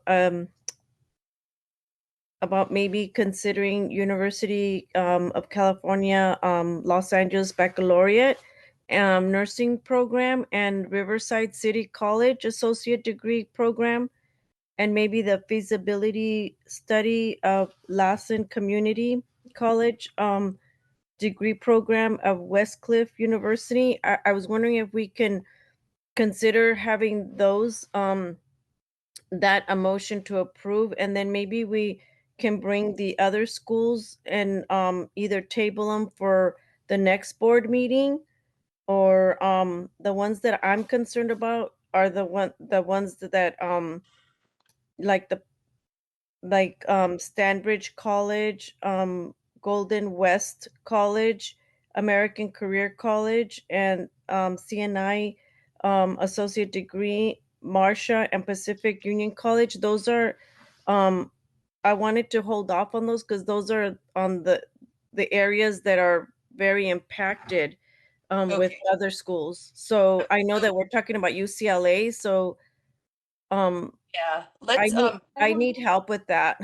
Jovita, I Going I right- definitely understand your concern, and Betty, I want to be able to answer your question as well, and then kind of bring this up to the board here.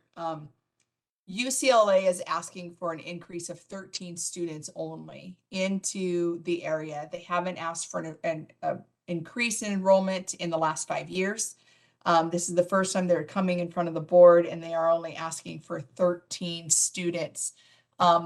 With those 13 students, they did give a rationale in their executive summary, is that they're wanting to look at this to increase the number of new nurses entering the workforce, and that they're able to respond to this quality and capacity. I know that Tricia, you had talked about looking at public colleges and university. This is a public college. This is a public university, sorry. And with them coming forward, LA is an impacted area. It definitely is. When the Excel document that's on, it's a PDF actually, that's on our website, allows for you guys to look at regions, and in the LA region in the last 5 years, the board has approved enrollment increases of 1,107 new students just into that LA area. What's important to understand with the LA area is LA area kind of rolls over to the Orange County area. The Orange County area kind of rolls over into the San Diego area. So it does have kind of a trickle down effect. The elephant in the room is that we do have a very large college in that area that has board approval for a student population much less than the student population that they're enrolling in. That board approval is a difference of, probably about 800 to 1,000 students. So even though that's not reflective on this data, we do need to be aware that there is a school that has approximately about 2,000 students that they enroll, and that the board approved, I believe, around 500 or so. I can pull the exact data if the board wants to discuss that further, but these are some of the issues. So Betty, hopefully that answers your question, and then I will try to address Jovita's question. Each one of these agenda items, 8.2.1 all the way through 8.2.9, including 8.3 with 8.3.1 and 8.3.2, are a large number of programs that are asking for enrollment increases and approval of feasibility studies to start new programs. I understand the concern that Jovita, that you raise. I understand the concern that Betty raises. But I think that we need to maybe hear the request, have discussion around the request, and then on each agenda item, make the motion to either defer it and at that point, make that specific to the individual schools. Because I heard you say, Jovita, that you were concerned about both of Stanbridge's options. We haven't had Stanbridge present yet, and I would recommend bringing that concern up during the Stanbridge presentation, and then the board being able to consider that separate from what's being presented right here with UCLA. So that's kind of that way it doesn't get it doesn't become unclear for our public, and it does allow for things to be heard. And I know that in the past, we had a board president that made a motion that just took them as a group and moved them to a different meeting. And it was very confusing to our public as well as the programs that were involved in that. So in order to avoid that, I would hope that we can make motions on individual agenda items if we're going to accept with modifications, deny, or defer. Understood. So Thanks, Lori. Can I ask a question, Jovita? So, both you, Jovita, and Lori both said that LA is very impacted, and 13 students is not very many students. I understand that. But what does that mean? I mean, so can a heavily impacted area absorb 13 more students, or does it really kind of start setting off issues for, students that are already going? So it depends on the school and the way that it's made up. And so if you've got a program like UCLA and they have established clinical sites and they're not using their capacity of simulation, and they asked for a small amount, 13 students, that's 2 clinical groups typically, because we kind of talked about in the workforce discussion under 6.3 that there's 5 or 6 students that go out for a clinical group. So they're talking about 2 clinical groups. They may have the resources within their current clinical contracts to be able to support that and have zero effect on the clinical placements of other programs. They may also have enough faculty to adequately support them. That is not the only thing that's looked at in an enrollment increase. When you're looking at an enrollment increase, you want to look at the program and is the program at risk? Right? You don't want to grow a program that might be struggling. Has there been multiple administrative overturn or changes, right? Multiple presidents of the college or university, multiple deans, multiple program directors. Are they having difficulty finding and retaining faculty? Do they have a robust evaluation process of their program? Are the students involved in the curricular development? Are they meeting all of our rules and regulations? Do they, at their last continuing approval visit, did we find any areas that put them into a non-compliance that they had to come forward with? Are they a new program? There's a study out through NCSBN that shows that in a Delphi study that programs that are brand new within the last 5 years are at risk. Did they just change to a brand new program offering from an ADN to a BSN or vice versa? Do we have NCLEX data on that? Those are various things that we would need to take into consideration for each one of these. And UCLA is a longstanding program. They have not asked for any enrollment increases. It is a small number of 13. In their executive summary, they do show how they will be able to manage this without having clinical impaction, that they do have the faculty support. Their NCLEX pass rates remain high. Those are things, they're not considered an at-risk program by the NECs for any of the indicators that we have in front of us. And so at that point, that might be something that you would consider for UCLA. But I do want to caution, there are other enrollment increases in the UCLA area that are asking for more. And so because we know that LA is impacted, and what impaction means is that there are a lot of students in that area that are seeking clinical placements, And it's not only affecting the other schools trying to find clinical placements for their current enrolled students, but it's also affecting the nurses at the bedside, where we have a lot of schools that will come forward that'll say we're doing night and weekend clinical rotations. When you know how nurses are staffed at a hospital, night shift goes to typically the lesser experienced. When you're hired in a unit environment, day shift is the more experienced nurses, night shift gets the new hired nurses until a day shift position opens up, et cetera, et cetera. So putting students on the night shift, you're putting them on the night shift with a lesser experienced nurse.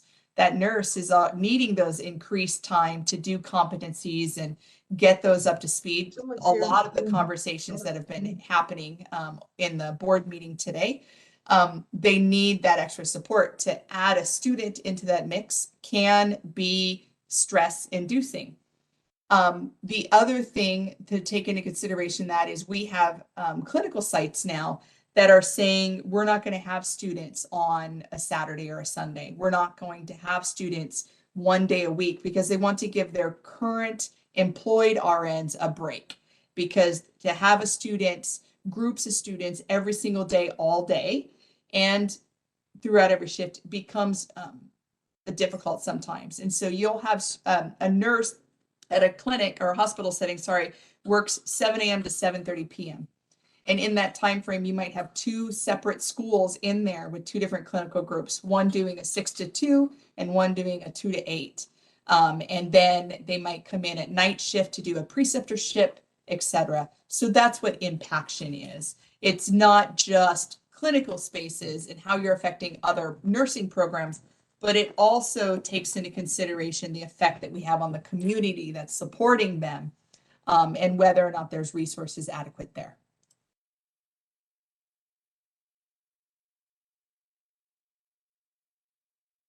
Does that help, Povita? Yes, it does. Thank you. I appreciate you, explaining it.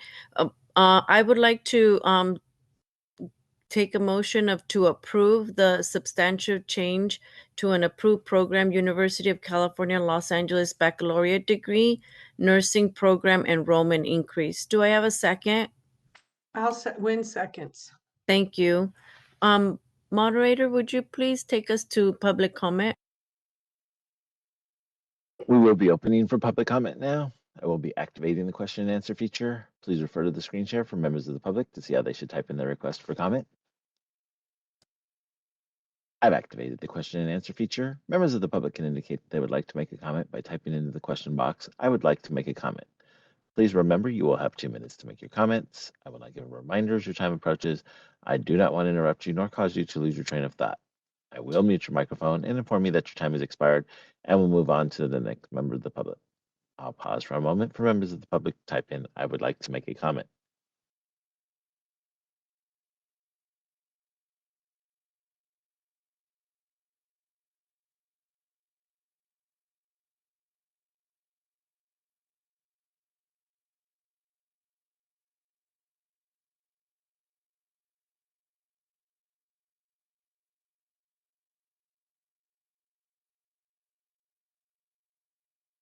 Committee Chair Dominguez, there are no public requests for comments. Would you like me to close this window? Yes, thank you. I'd like to take it to a vote. Jovita votes yes. Vice President Mary Fagan? Mary Fagan, yes. David Lawler? David, yes. Betty Woods? All right, I just have a question. Are we going to be hearing from any of the people from these various universities? You said that there was available. If you need to, yes. We always have the program directors and the NECs available should you have specific questions about Okay, the so only if we situation. have a question. Yeah, exactly. Thank you. Betty, did you vote? No. Woods, yes. Trisha Wynn? Wynn, yes. And Vicky Granowitz? Granowitz, yes. I'm sorry, I can't remember if I called David Lawler. You did. Yes, You I called believe me. David said yes. Thank I you. vote yes. Motion carries. Thanks so much. All right, moving on to 8.2.2. This is again discussion and possible action regarding acceptance of a substantive change to an approved program, Stanbridge University Baccalaureate Degree Nursing Program enrollment increase. Now, information about this particular agenda item is on page 44 of your packet. Board moderator, if you could please elevate the presenters on the list for Stanbridge. Stanbridge University Baccalaureate Degree Nursing Program has submitted a request for a substantive change with an enrollment increase at their Irvine, Orange County campuses. So if you remember what Lori just said, LA rolls into Orange and Orange rolls into San Diego. The program was initially approved as an associate degree program and transitioned into a baccalaureate degree program in 2020.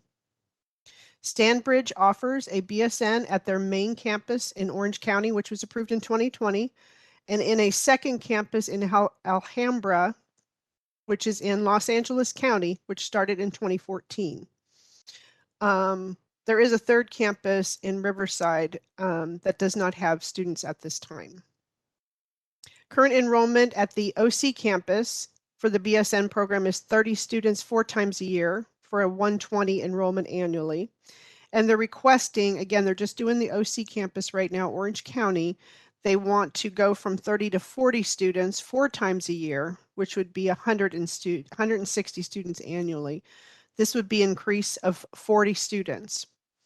If you do look on page 44, where their agenda item summary is in from their nursing education consultant, you will see things that Lori talked about. One, under NCLEX rates, this is a new BSN program, so there is no data for BSN NCLEX pass rates at this time. So what you see there are the associate degree program results that we have to date. They're since they started in 2020, they have not graduated a BSN program part yet.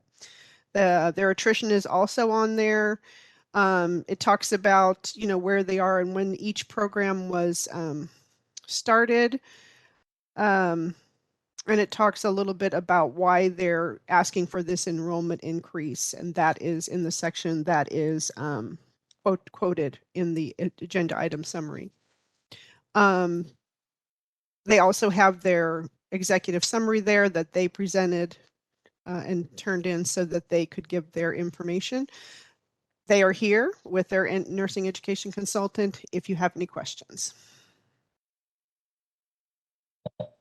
Any board member? I do have some additional information to share. Thanks, Lori.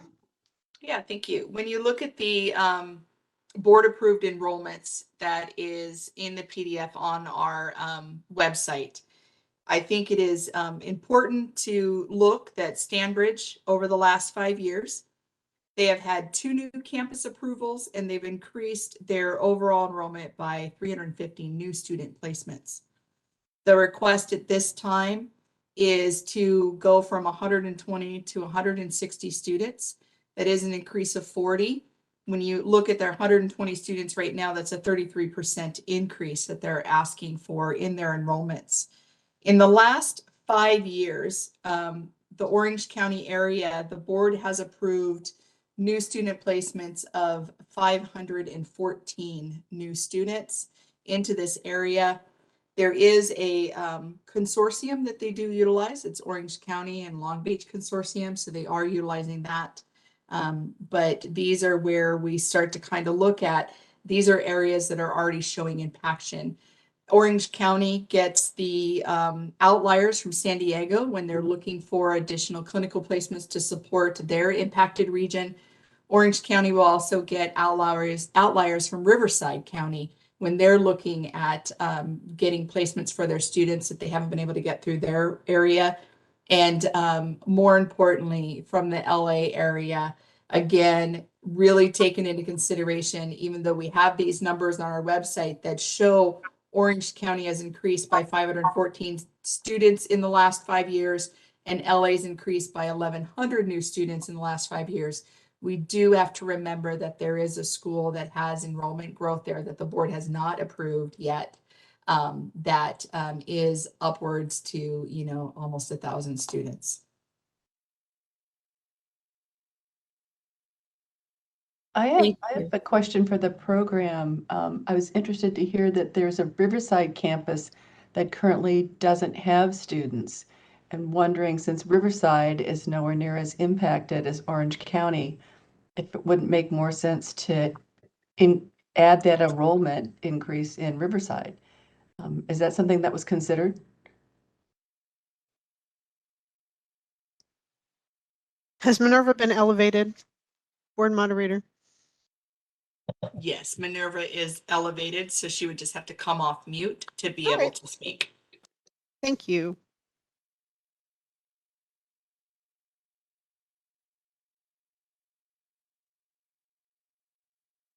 Minerva, are you able to come off mute? You probably have to click the, She is off mute now. We're just not able to hear her. okay. It does look like she does have the ability to have camera, and I do see her on camera. Are you able to speak, Minerva? You are speaking. We are not able to hear you. I can read your lips. It's not going to help. If you're on a desktop computer and not a laptop, you might not have a microphone as part of your setup. And that might be what is causing this to have issues. You might want to switch to your laptop that I see you pulling out right now. And we will allow you time to get on. It also shows a headset, Minerva, so I don't know if you have a headset that might. Okay, go ahead. No worries. Yeah, mine shows a headset as well, Marianne, and I'm not using one. So it could just be Oh, I see. Okay. shows whether it's a computer or whether it's phone. That might be how that works. I'm not sure.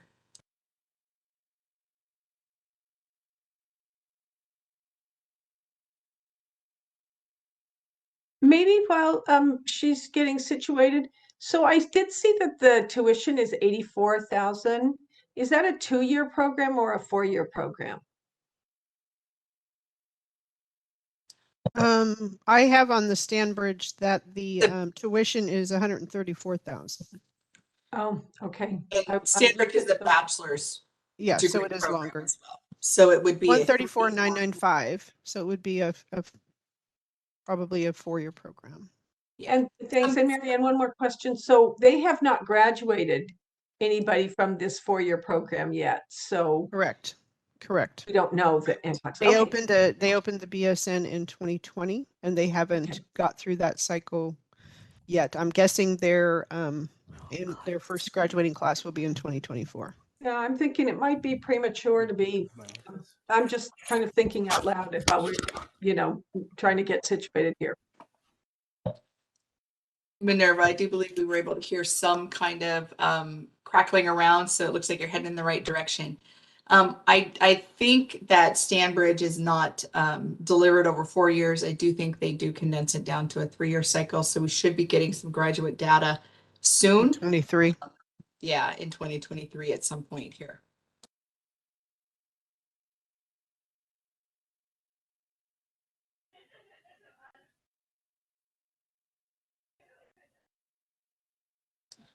Board moderator, you may have an additional login on Minerva Valdenor that you'll have to elevate up since she is going to be signing on through her laptop. Oh, I heard her. You heard her, so she put herself on mute. I did. Minerva, are you able to interact?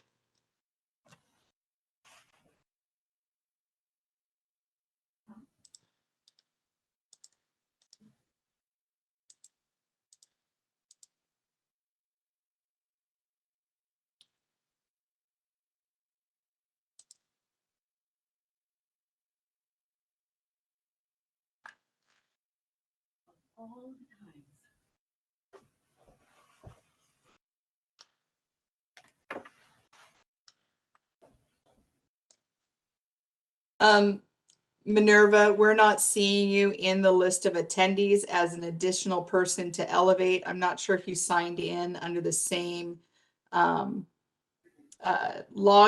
that would identify you as Minerva Valdenor. Christina's starting to elevate you. I'm not sure if Hello? that's hers or somebody else's. I don't. Does everybody else have their mics on mute? Minerva's the only one that's off mute except for you and me, Marianne. Okay, so that's probably her then. Can you hear me? We can, yes. Oh, great. Yeah, so I would like to make a comment about the Riverside campus. We actually have started the BSN program there, and we currently have students starting the fundamentals rotation. Okay, so your main campus is in Irvine. Correct. Your second campus is in Alhambra. That's correct. And your third campus is in Riverside. Do all three campuses have nursing students? Yes. All three students have, okay. And can you help understand why the increase was requested for Orange County as opposed to Riverside? The increase in Orange County has been requested. Currently, the LA and Riverside campuses, they have an enrollment pattern of 40 students 4 times a year. What we're trying to do is bring parity for the OC campus to be at the same, enrollment pattern as the other 2 campuses. And the request is supported by clinical sites. And tell us what that means, Minerva, supported by clinical sites. What does that mean? Yeah, You don't we have to are. add any, you have enough, you have, No, we explain that have to enough. us. Yeah, we have enough. We are sending our students to clinical facilities. Their clinical hours are as per the board's regulations, which is 75% direct patient care.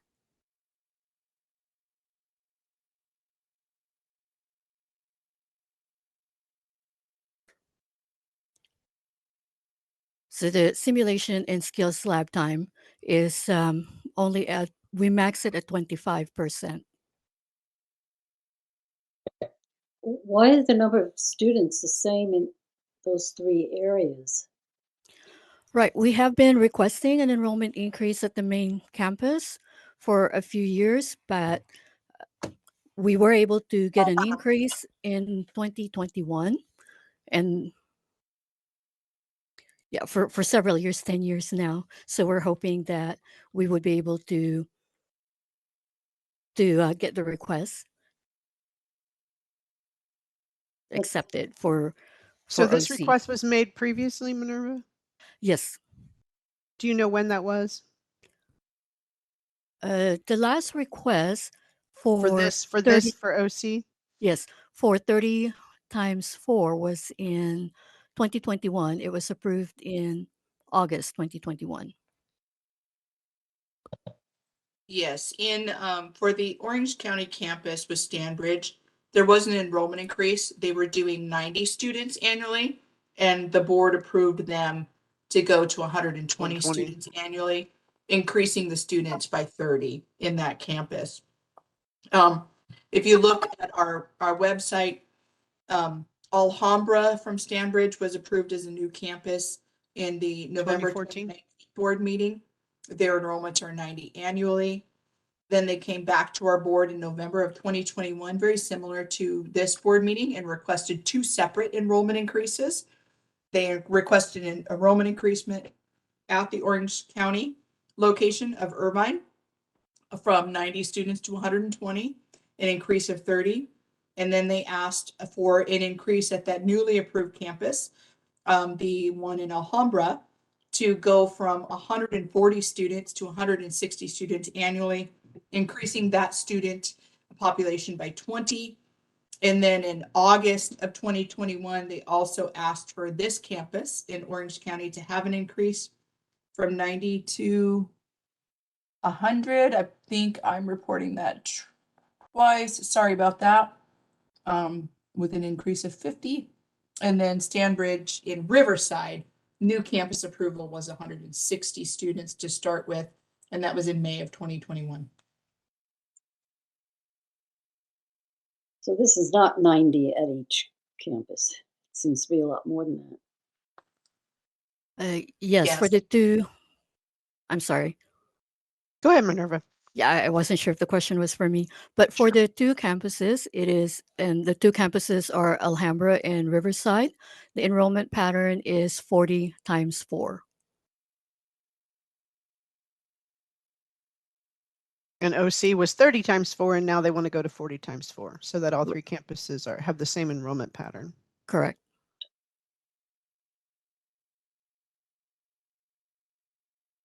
Other discussion, board members, or questions?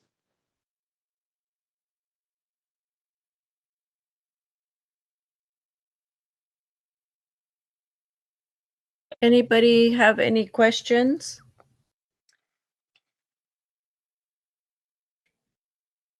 I didn't have questions. This is Vicky, but I had concerns about adding this particular facility in an impacted area that is charging what they charge. And in looking at the table, it's just obvious how many for-profit programs are asking for increases in impacted areas. And so I'm just concerned about what that's going to do system-wide. So I was leaning towards not wanting to approve this one, but that was sort of my thoughts. Understood. So I'll make a motion not to approve the substantial changes to an approved program, Stanbridge University Baccalaureate Degree in Nursing Program enrollment increase. Do I have a second? I'll second that, Mrs. Vicky. Thank you, Vicky. Moderator, would you take us to public comment, please? We will be opening for public comment now. I will be activating the question and answer feature. Please refer to the screen share for members of the public to see how they should type in the request for comment. I've activated the question and answer feature. Members of the public can indicate that they would like to make a comment by typing in the question box, "I would like to make a comment." Please remember, you will have 2 minutes to make your comments. I will not give a reminder as your time approaches. I do not want to interrupt you nor cause you to lose your train of thought. I will mute your microphone and inform you that your time has expired, and we'll move on to the next member of the public. I'll pause for a moment for members of the public to type in, "I would like to make a comment." David Batista would like to make a comment. 1 second, please.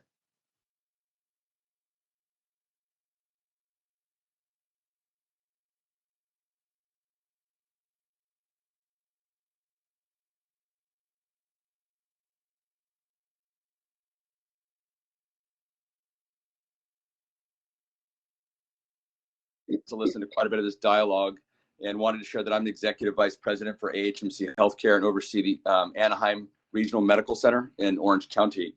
Our organization has had a relationship with Stanbridge and their CEO for 13 years. So it's been a very, very solid program. We do see first-class students coming from them, a tremendous pipeline. I think they've tried to help us improve a lot of our current VN nurses who have had a challenge going back to having the encouragement and the organizational support to move to the RN program. And they've been able to do that with us. I've been a CEO since 2006, starting with Tenet Healthcare. And I can tell you that we are definitely in a different time than we've ever been in.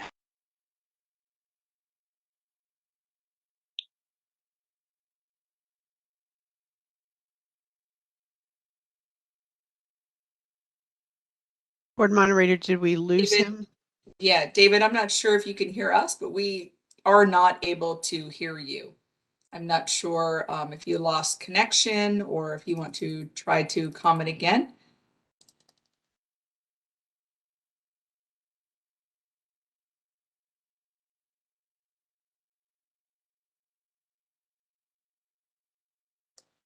Board moderator, if you can check on David in a minute, we would like to go on to the next commenter while he tries to either reconnect or address his audio. Okay, no problem. Mary Steckler would like to make a comment. 1 second, please.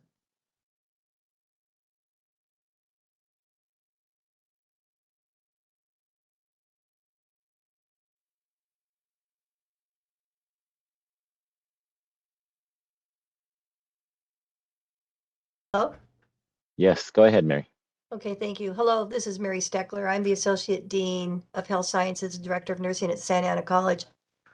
And I feel like I'm going back in time here. I feel like we've had this kind of conversation with Stanbridge last year, the year before, and I've come to these meetings and I've made comments, and the board, with all due respect, just continues to improve these enrollments. So today I'm hoping that there will be a change in the wind. And I really, really appreciate Vicky's comments earlier. And I really appreciate Lori's information on the data. You know, Irvine, Santa Ana's right in the middle of, Irvine's right in the middle of Saddleback College and Santa Ana College. And there are not that many healthcare facilities in the area for all of us to join into. So when they say they have clinical placements and enough of them, I'm really questioning that, because we can't, as I've been saying, we've been impacted and we can't even get all of our students through. And I haven't asked for an increase in years because of that. So it really, really baffles me how they can have these increases, how they can have all these placements available when the ADN programs aren't even getting what they need. So I just really appreciate you letting me speak, and I would hope that the board makes a change in their decision-making today. Thank you. Thank you. Let me try David again. Sorry.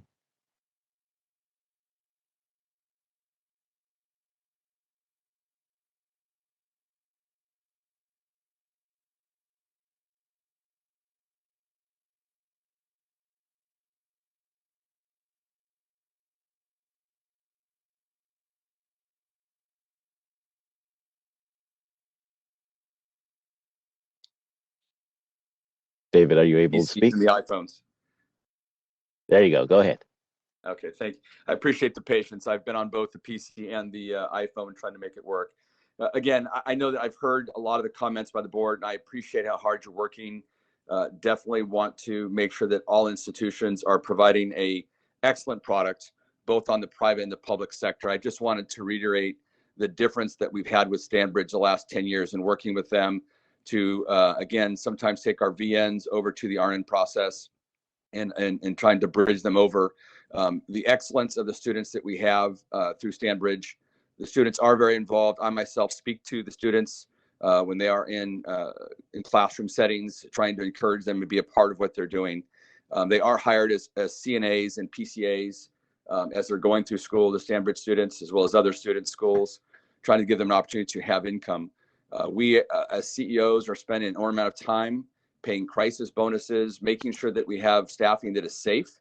And quite frankly, all of the facilities, whether they'll admit it or not, are working nurses in an enormous amount of shifts to be able to stay in ratio, which is a very dangerous thing as well. So I understand the board's concern about how maybe quickly they're expanding some of these schools, but I will tell you that the students at Stanbridge, in my mind, have been a CEO since 2006, have been at top notch.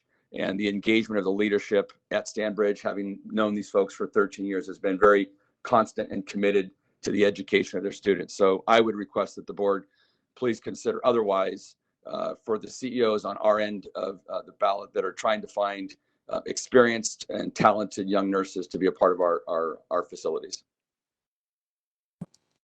Hey, David, before you jump off, I'd like to ask a question. Have you mentioned that you meet with Stanbridge regularly. Are you additionally meeting with like Santa Ana College, like Mary Steckler, the program director that was just on here right now, that she says she's right there in that area as well? Are you meeting with her and her schools?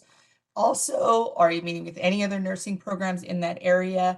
Or are you strictly relying on the agreement and enrollment process through Stanbridge?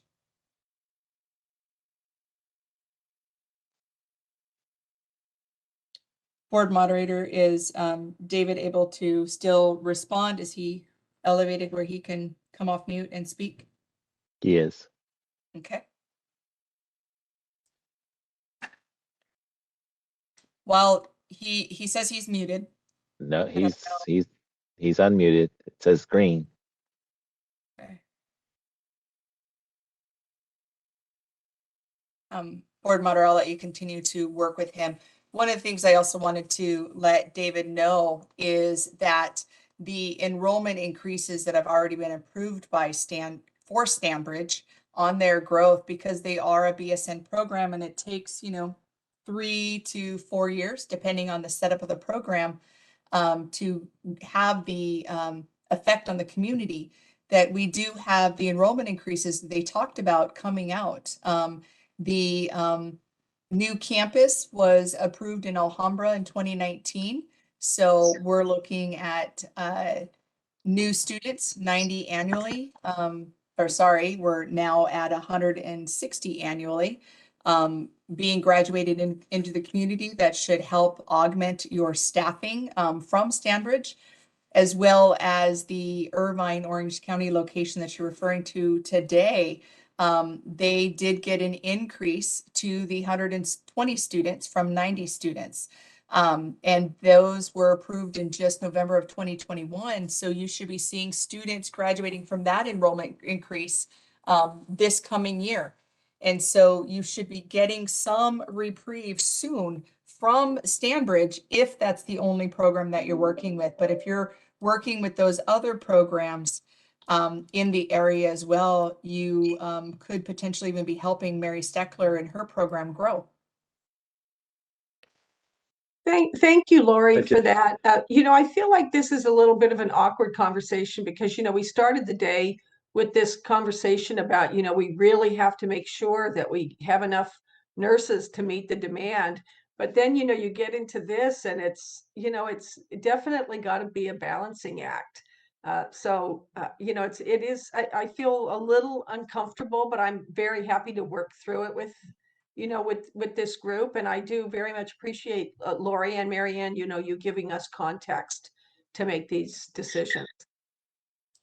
You're Yeah, welcome. I think one of the biggest things to kind of have the board look at today is that process of enrollment approval and growth.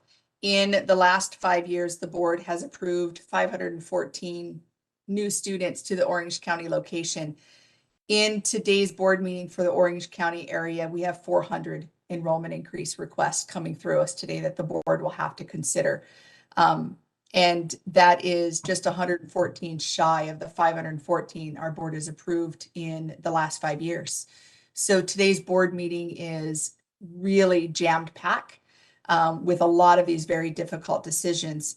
And now that it sounds like David's able to unmute, I would love to hear his response and then have the board continue to kind of have conversations around this. Yeah, Miss Melby, thank you for your comment. I apologize, I was muted, I could not connect. But yes, we work with Cerritos College. Now we are in the process of hiring a new director of human resources here at Anaheim Regional. But I will tell you that unfortunately, and fortunately both, we seem to feel ourselves like the ocean. We'd like to swim with every capable organization out there. I will tell you, our Riverside campus, our chair is Karen Bradley, the dean of Cal Baptist University. We built a sim lab for Riverside Community College. We do great work in East Los Angeles with ELAC. My comments about Stanbridge are to be supportive of, I think, the stickiness that they have. I've had a chance to speak at 2 of their leadership conferences last 5 years where they have really pulled the students out of just the didactic and the clinical learning that they're doing and try to say, what will make me a successful nurse? What will make me a great leader? They've done some things that I think have been innovative to make us not just make a great nurse at the bedside, but also a great leader. And that was my point that I wanted to bring up. But yeah, we would love to speak to Santa Ana as well. All of our facilities are between hundreds to millions of dollars a month in premium labor, which is really a result of having nurses work too many shifts and having a great continued, if we do our age wave, and we look at the average age of our nurses at our 11 facilities, we're in the process of acquiring Beverly Hospital in Montebello at this moment. We have great concerns from the facility level of where the nurses of the future will come. So I'm only here to highlight all of the great organizations, whether it's Cerritos or Stanbridge. Today it's just Stanbridge because I know that this was an opportunity for us to say that we in our system and at Anaheim have 20 to 23 LVNs that would love to be able to be in bridge programs and to be able to be part of a program that will take them to that next level in their careers and their livelihoods. Wonderful. Thank you so much, David. And thank you for just branching out and providing all that assistance and working in all the area academic institutions. We really appreciate that. Thank you. I appreciate the comment.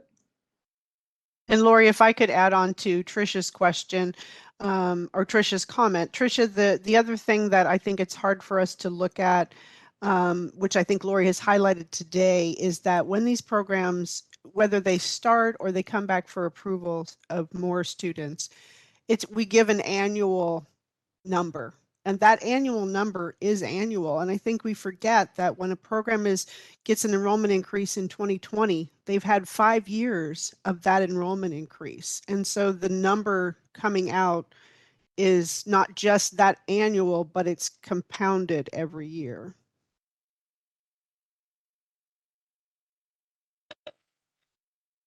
I also had some other thoughts, which are that I would anticipate that these programs should all be producing good students.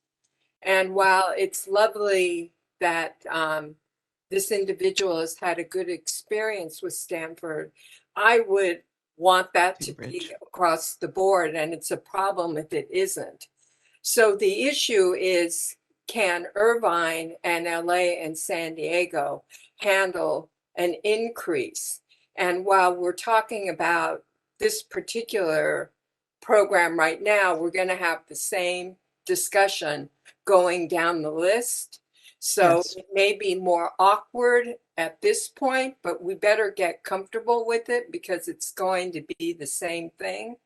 And I am mindful of the cost of these private programs and the capacity then of what's left over. Some of the things that have been said by Loretta and Jovita and Marianne.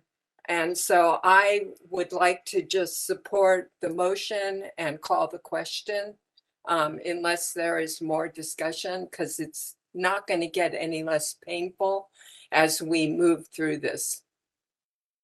Board Yeah. moderator, are there more public comment? There are, but there's committee members that are still want to speak. Sure, absolutely. Yeah.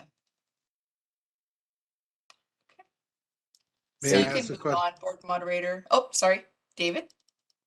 Just very quickly, I appreciate Mary's comment that this is a conversation we've had over and over again. I think, however, what is unique about this specific issue is, on the one side, we're looking at increasing enrollment at a school, almost doubling it in the last couple of years. We're not just looking at adding 10 students this time, but in the bigger picture, historically, going from 90 to almost 180, which, and I'm sure it'll get there soon, doubling your capacity in 2 years is one issue for the board. The other is Mr. Batista, as a business developer, has a good pipeline here to staff his hospitals. And the question I think you're raising, a lot of you in your comments, is at what cost to the nurses, to the students, and to the quality of the healthcare. So I realize there's one perspective where you want to raise the numbers and increase the revenue and grow the business. But on the other end, are we doing that prudently? That's all. Just want to make a comment.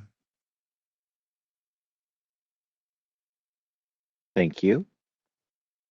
Yaseth, where Soraya would like to speak, or I'm sorry, make a comment. Hopefully I didn't chew that bad up. Hold on one second.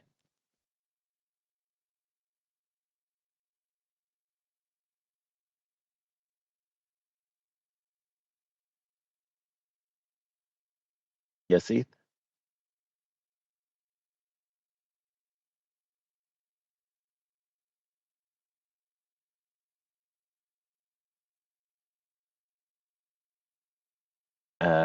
There you go.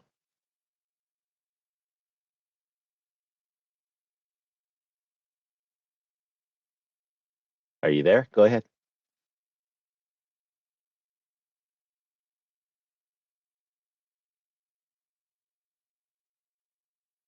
Okay, we'll go back to Yasith. Yusuf says that they're muted. Yep, she's unmuted. Let's see. And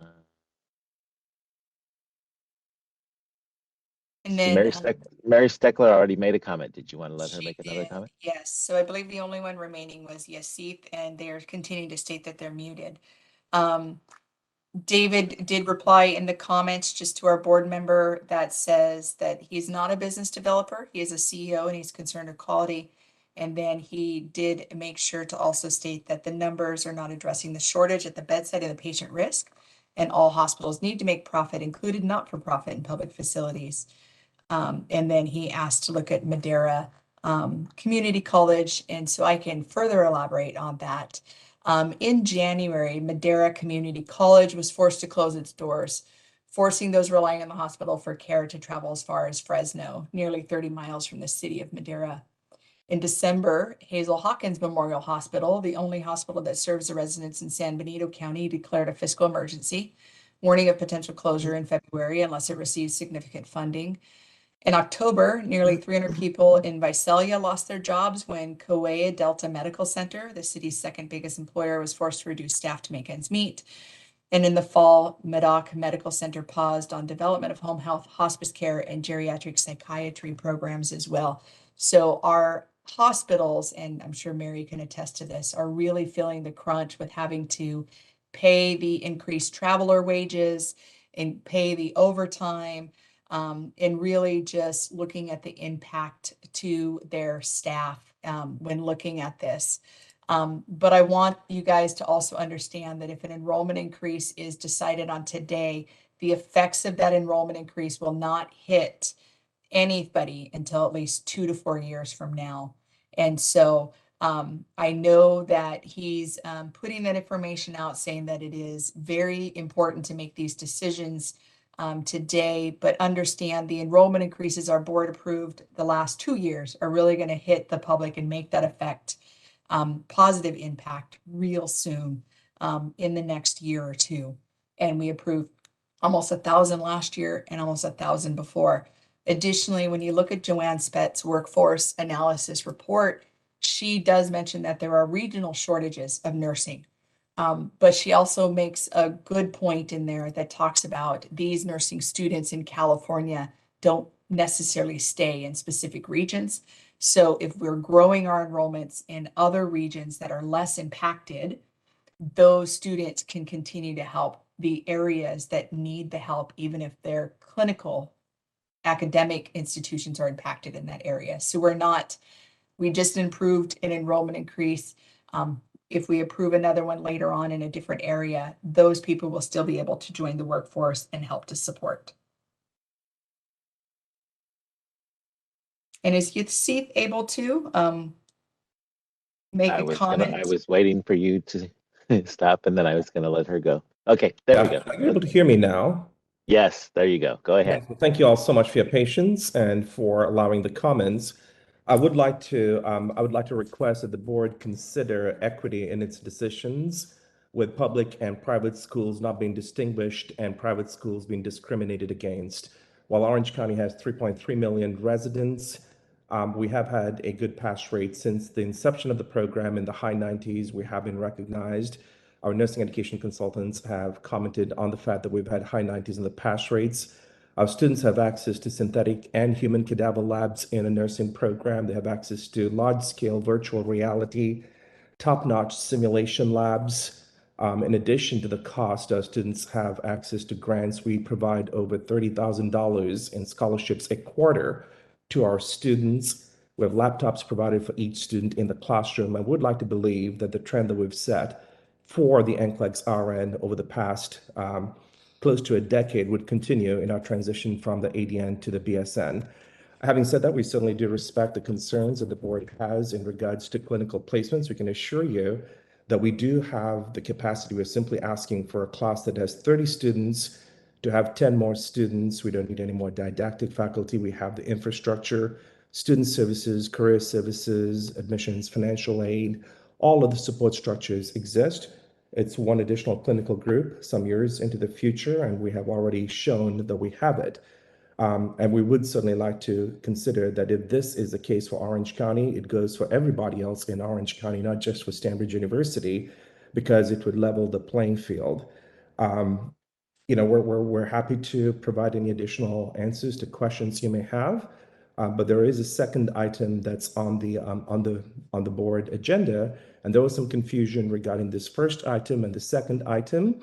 I'm not sure, Ms. Melby or whoever's moderating, if I can comment on that or if I should come back to comment on that later. But with that, It would be best if you came back to that agenda item, just to prevent confusion between the two. Understood, Ms. McCarthy. Thank you so much.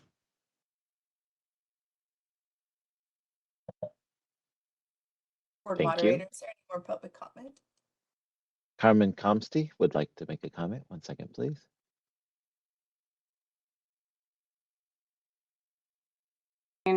Board members, I just wanted to, Carmen Comsey with the California Nurses Association.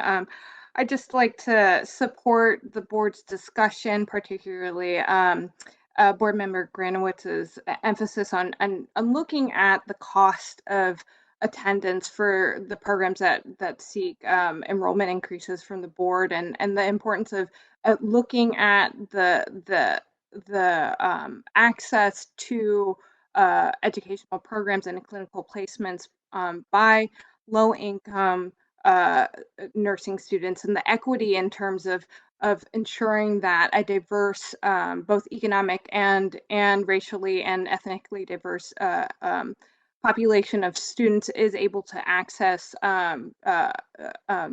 nursing school programs and clinical placements. And also, I wanted to emphasize, again, what EO Melby was saying in terms of making sure that you let the prior enrollment increases run its course, so you can actually see the impact that it's having on clinical placements, education, and on the workforce generally. I think it's important also to distinguish between BSN programs and ADN programs. I think, particularly with Stanbridge having 2 requests for enrollment increases today, and just appreciate the ongoing discussion about access to various programs and the equity for low income and diverse student populations. Thank you. Thank you. Committee Chair Dominguez, there are no other public requests for comments. Would you like me to close this window? Yes, please. I'd like to take it to a vote. I, Jovita, votes yes. Betty Woods? Would you repeat exactly what we're voting on right now? We're voting not to approve the substantial changes to an approved program, Stanbridge University Baccalaureate Degree Nursing Program enrollment increase. Thank you. I vote not to approve. So then you're saying yes to the motion, correct? Because we're not. If the motion is not to approve, I'm voting yes on the motion, not to. Thank you. Vita, can I just make some clarification on the motion? This would be Yes. a motion to deny the substantive change request for Stanbridge University, BSN. Yes. Thank you. That makes it much more clear. So I vote yes. Betty Woods? Okay. So we're voting yes, we're not going to approve it. Is that? We're voting yes to deny increase. Correct. Vice President Mary Fagan? I vote yes. Patricia Nguyen? Nguyen, yes. David Lawler? Yes. And Vicky Granowicz? Granowitz, yes. Thank you. Motion carries. Thank you very much. Moving on to 8.2.3, discussion and possible action regarding acceptance of a substantive change to an approved program. As we heard, this is also Stanbridge University actually. It should be there. Well, it is their associate degree nursing program. This program was on pause and a teach out, and they want to continue this program for another cohort in order to meet the needs of the San Gabriel Valley. So their information starts on page 51, and we'll still have the presenters ready. Stanbridge, again, the associate degree nursing program.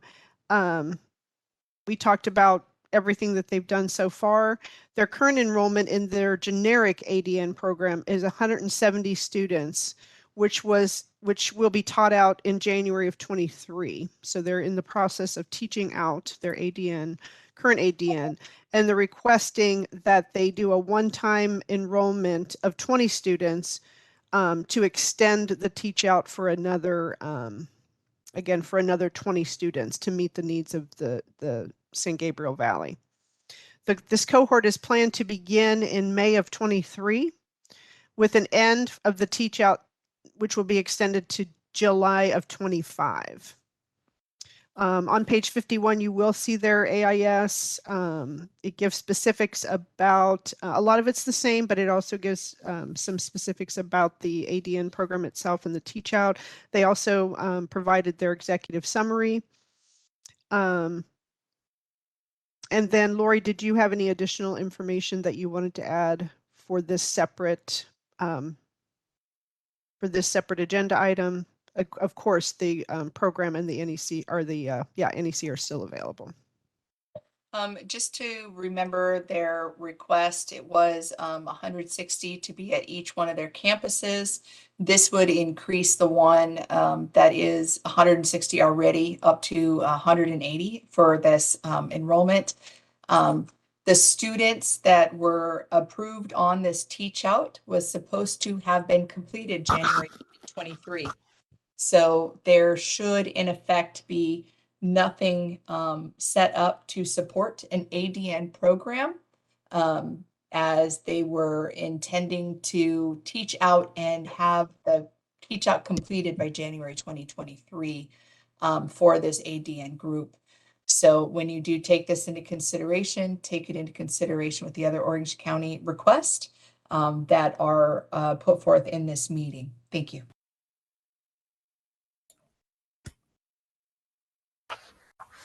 Comments or questions from the board? I'm not sure I understand exactly. Are these current students who need to just finish and No. then teach up? So it's new No. students. Yeah, they were teaching out, and so their students in their 80. Remember, they went ADN to BSN, so they were teaching out the rest of their ADN, even though the BSN has started, and they were to be done in January. In fact, they probably are done or very close to being done. However, they want to continue so they can get 20 more students into start another cohort of 20 students in May in order to continue that out in the ADN. Okay. Continue with the ADN for one more group. So start a whole new group of ADNs? Whole new group Yes. of ADNs enrolling brand new into May. And an LVN to RN track is typically for an ADN program around a year to a year and a half. And so they were supposed to, what they told the board, teach out the 170 students that they had enrolled in the ADN program and have each one of those ADN students completed January 2023, and that they would only be enrolling and teaching the 160 students that are going for their BSN. So they're asking to restart their ADN program in May, in addition to their BSN program that already has 160, and have one cohort of 20 students go and complete that in their curriculum. I'm not confident what their curriculum is, but I know that they're here to speak. And that would be anywhere from a year to a year and a half, pending no student leave of absences, medical leave of absences, any of that kind of stuff where the student would need to take some time off and come back to complete. Yeah, so they want to begin in May of 23, and they're expected to end in July of 25.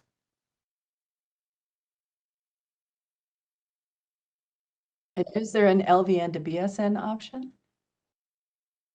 That is required for all of our approved programs. They must have a way to evaluate transfer credit, experiential credit to allow for advanced placements for our military as well as our LVN. And they are also required to have a 30-unit LVN to RN option available at every single nursing program that's approved by our board.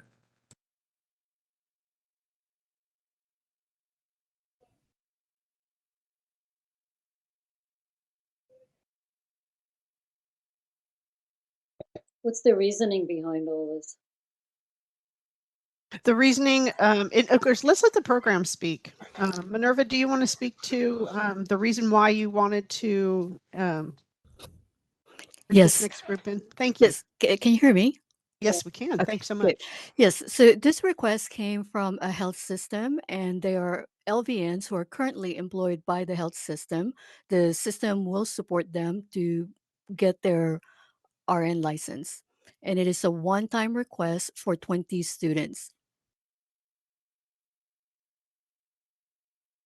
Who's the health system that wants this? It's the AHMC health system. And for our members who don't know what that means, could you tell us what that is? Please, Minerva, AH. Right, it's a AHMC, and it stands for, oh my goodness.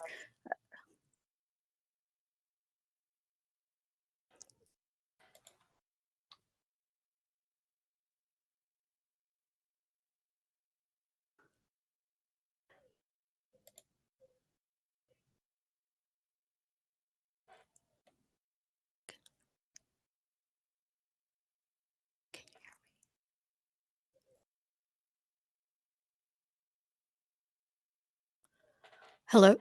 Hi. We're Oh. just waiting for you. I thought you were looking it up. I'm very sorry. We thought Oh, you were no, looking it up. I was actually asking if you could hear me. So it's Allied Health Anaheim Regional Medical Center is part of that system. And there are 11 hospitals. I'll assist you with that, Minerva. Sorry. AHMC stands for Advanced Hospital Management Corporation, and they are a for-profit, privately held hospital corporation based in Greater San Gabriel Valley of California. Yeah, they also have facility Anaheim Regional in our area here. Correct. They have 7 acute care facilities and they employ over 7,000 caregivers.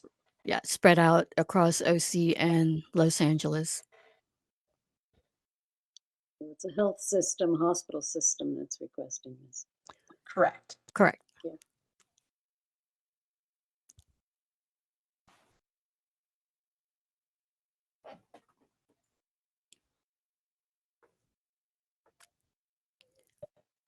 Is there anyone from the system available to speak? Let me see who is in attendance.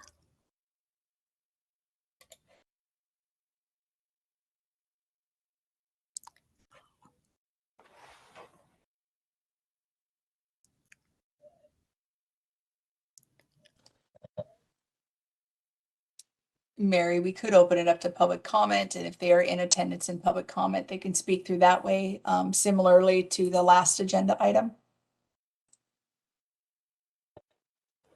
Yep, that sounds fine to me. Ovita, would you like to open to public comment? Yes, I'd like to take it to public comment. Do we? Okay. We will be opening for public comment now. I will be activating the question and answer feature. Please refer to the screen share for members of the public to see how they should type in the request for comment. I've activated the question and answer feature. Members of the public can indicate that they would like to make a comment by typing into the question box, "I would like to make a comment." Please remember, you will have 2 minutes to make your comments. I will not give a reminder as your time approaches. I do not want to interrupt you nor cause you to lose your train of thought. I will mute your microphone and inform you that your time has expired, and we'll move on to the next member of the public. I'll pause for a moment for members of the public to type in, "I would like to make a comment." David Bautista would like to make a comment. 1 second, please.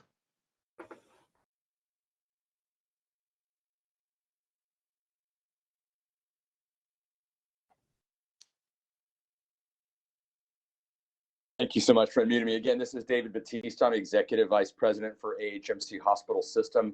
I was CEO of Garfield Medical Center from 2008 to 2016 for our organization, which is very close to our other hospitals, Alhambra Hospital Medical Center and San Gabriel Valley Medical Center.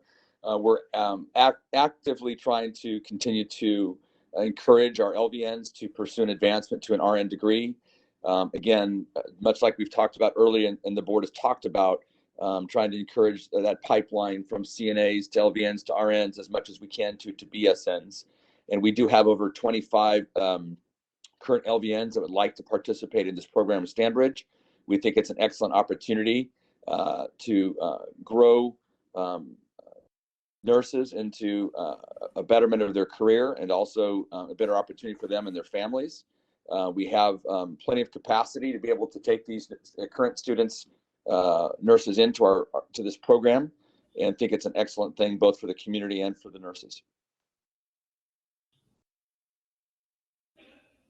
Thank you. Yaseth, where's Soria? Would like to make a comment. 1 second, please.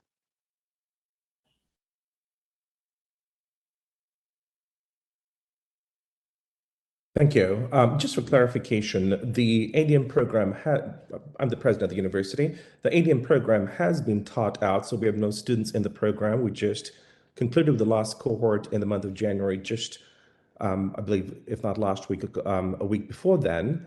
So, and we're not enrolling additionally. This is the hospital system which partners with us at multiple hospitals, said they have LVNs that they would like to go ahead and provide a pathway to the RN. Could we assist? Considering that the ADM program was under Teach Out, we made a special request to the board for those 20 LVNs that are currently working in the hospitals, that the hospitals will make and accommodate their schedules, provide assistance, going to school. This is a one-time request for those 20 students. So the university is not asking to extend the ADM program where, we've essentially taught the program out. We're in the BSN. This is a request from a clinical partner to allow 20 of their LVNs looking to move forward to the RN with a pathway forward. And that's pretty much all 20 of those requested spots. Would you be able to facilitate them in your BSN program and do an LVN to BSN step up for them in your current program that you have approval for as part of the 160 enrollment?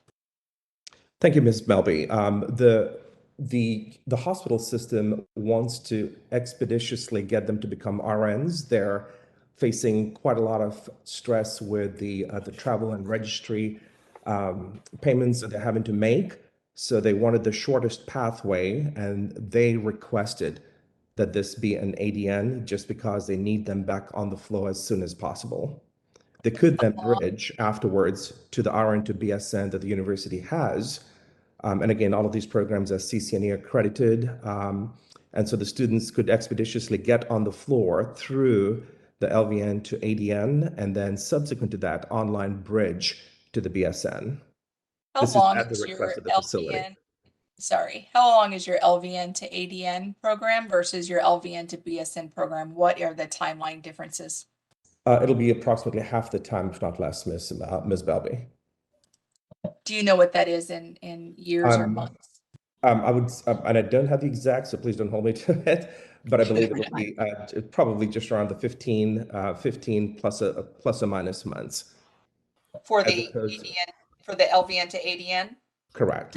And then for the LVN to BSN would be 2 years. So we're looking at approximately a 6-month difference. No, it'll probably be about 30 months. Again, I don't have the specifics in front of me. We're happy to share that with our NEC.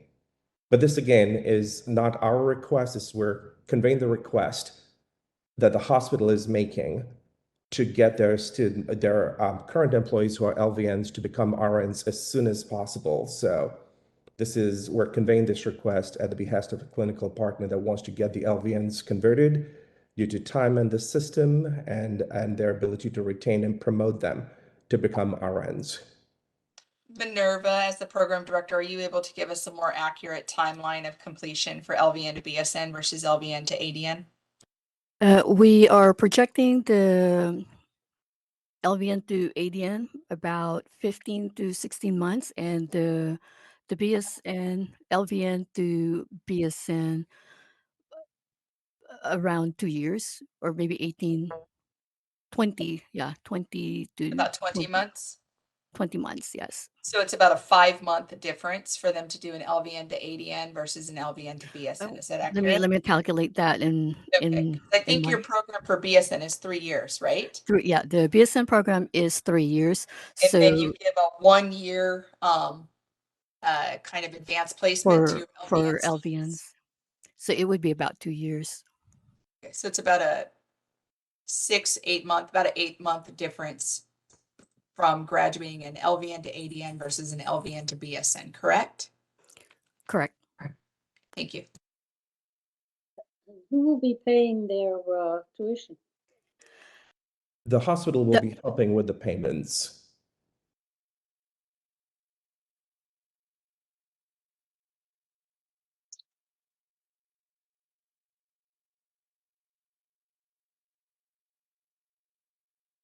Thank you. Mary Steckler would like to make a comment. 1 second, please.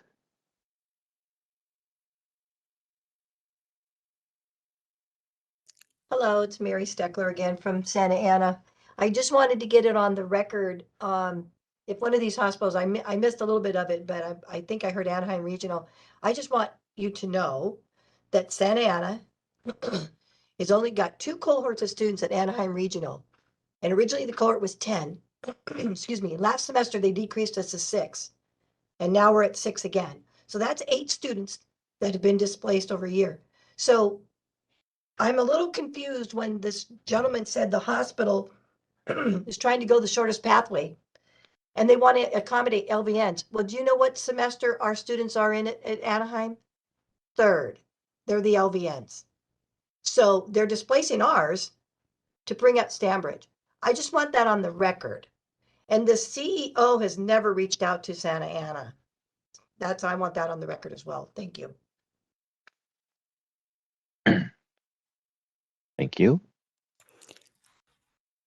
I have a quick question. So if I have this right, I remembered seeing that it was $84,000 for this program. So that's a 15-month program. It's $84,000. Yes, that's that was the cost of the ADN program that they just finished teaching out. So it would be in that same category. Although, like they said, the hospital will be helping out with that because it's helping their employees move forward. Thank you. Thank you. Committee Chair Dominguez, there are no other public requests for comments. Would you like me to close this window? Actually, I have a question for if the LVNs go through this program, is it guaranteed that they have a job as an RN at the hospital? Like, will they be signing a contract that they will stay on to the hospital? Yes, they will be. Is that part of the agreement for having their tuition augmented? That's what the system presented to us, that they will support the schedule, that they will support the students financially, and that they have employment when they get their RN license. I also would like to make a correction for the LVN BSN. It's closer to 30 months. Thank you. And for credits, they will also get transfer of credit for their gen ed courses if they have them. Jovita, the program can still take questions. Would you like to close public comment? Yes, we can close for public comment. Moderator, thank you.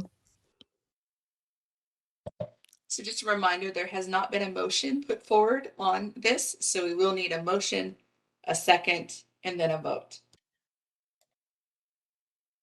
Can I make a comment? Is this Vicky? This is Vicky, yeah.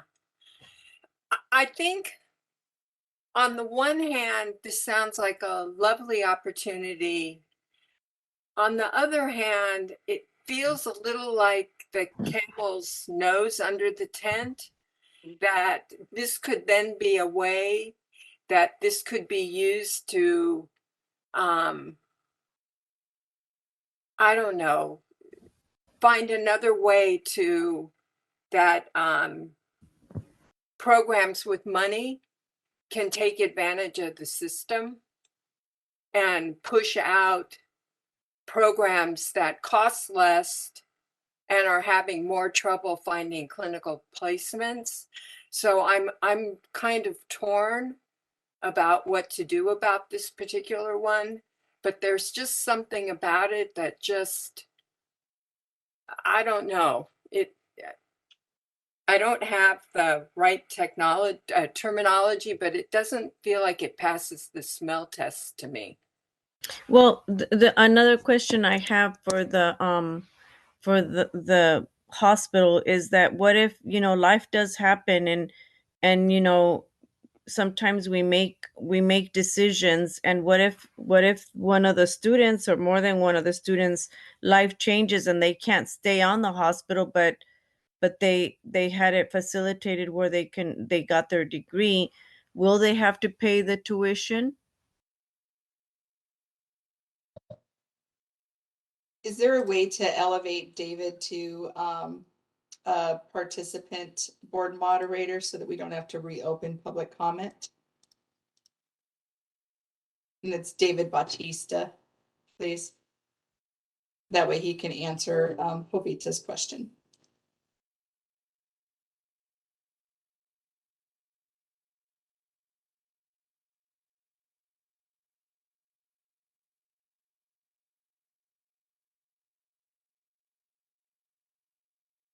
Maybe while we're waiting for that to happen, Vicky, I couldn't have said it any better myself, but I agree with you completely. I'm very uncomfortable with this. I'm very worried that the, you know, lower income kids, young people who are going to nursing school at the, you know, junior colleges and CSUs are getting pushed out of the way for this, you know, new shiny program. So I won't be supporting a motion to approve this. Vicky, this is David. Go ahead, Dave. Lawler, not Batista, Lawler. I think the term you're looking for, the terminology, and I don't mean this in a bad way, I'm not being critical, it's just is pipeline. It's a pipeline with AHMC and Stanbridge that is working for them. And it's a business opportunity that makes it work for them. But I think that's the term. It's the manifestation of a pipeline. It's a definite pipeline. Not in a bad way, but it just is what you call it, pipeline.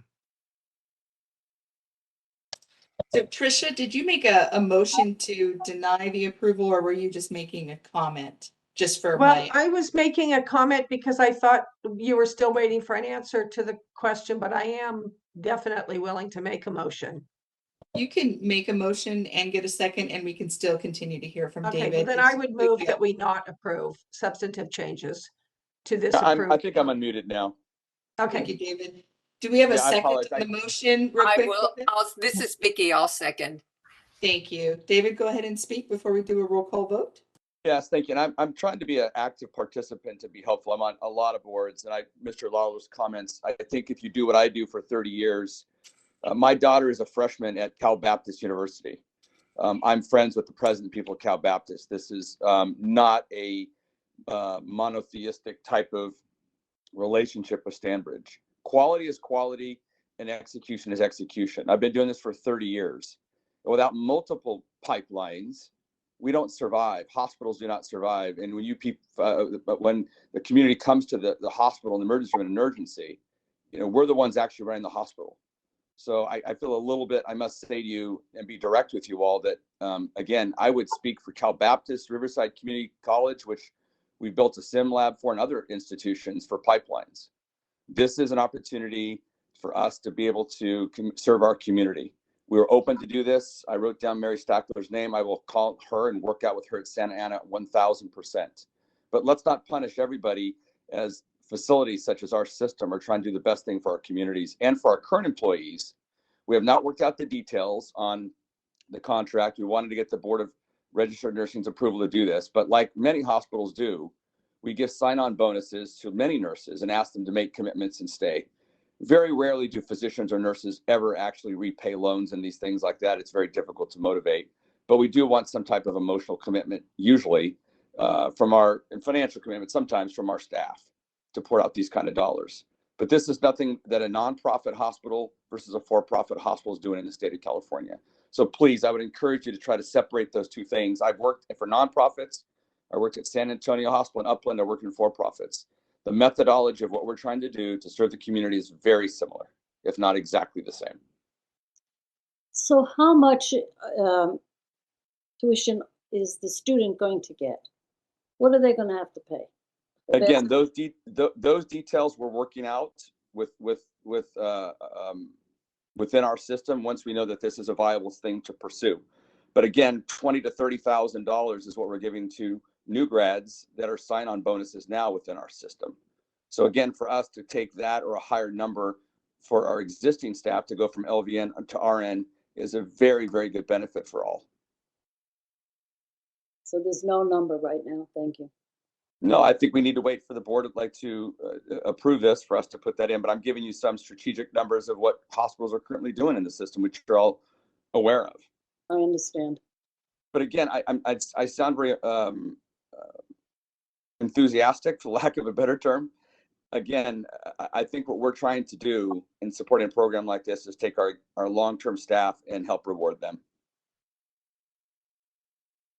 Anything else would be, a challenge. Can we come back to the board? I think Mr. Batista has answered the question. Is that okay? It is. We can actually do a roll call vote at this point. I have one other thing I want to say. No, I'm even more concerned now because this is a business decision, and the fact that they are saying they don't know what the numbers are or what the consequences would be to a nurse that has to leave the program, which I think was a very astute question, is even more concerning about what's going on here. So anyway. I think we work in hospital systems that have union programs and contracts that are negotiated. And for us to purport something out to staff at that level without full approval can be misguided. So it's not to be in any way hiding information. It's to be accurate and careful with all the things that we have to take into consideration. Can we close public comment? Vicki, it is closed. He was part of the presenter panel. We asked him a question and he was kind enough to answer it. We appreciate it. We can take a vote. I hope he does say yes. Vice President Mary Fagan. What are we, would you? Yeah, let's restate the motion. Restate it. The motion was to deny deny. the substantive change approval request. Sorry, deny the request for substantive change. So can we take it to a vote? Because we already had a second on that, correct? Yes. Yes. Yes. So I vote yes. Jovita, Vice President Mary Fagan, Mary Fagan, yes. Betty Woods, Yes to deny. Tricia Nguyen, Win, yes. David Lawler, David, yes. Vicki Granowich. Granowitz, yes. Motion carries. Thank you very much. Moving May on we to take agenda. may we take a 5-minute break? We've been going for 3 I hours. second Yes, that. I believe Mary Fagan was going to ask for a break. Did you want it 5 minutes or 10 minutes, Mary? I think maybe 10 minutes would be good since I had a hard time making it back in 5 last time. Excellent. We will be on break until 4 o'clock. Thank you. Sounds good.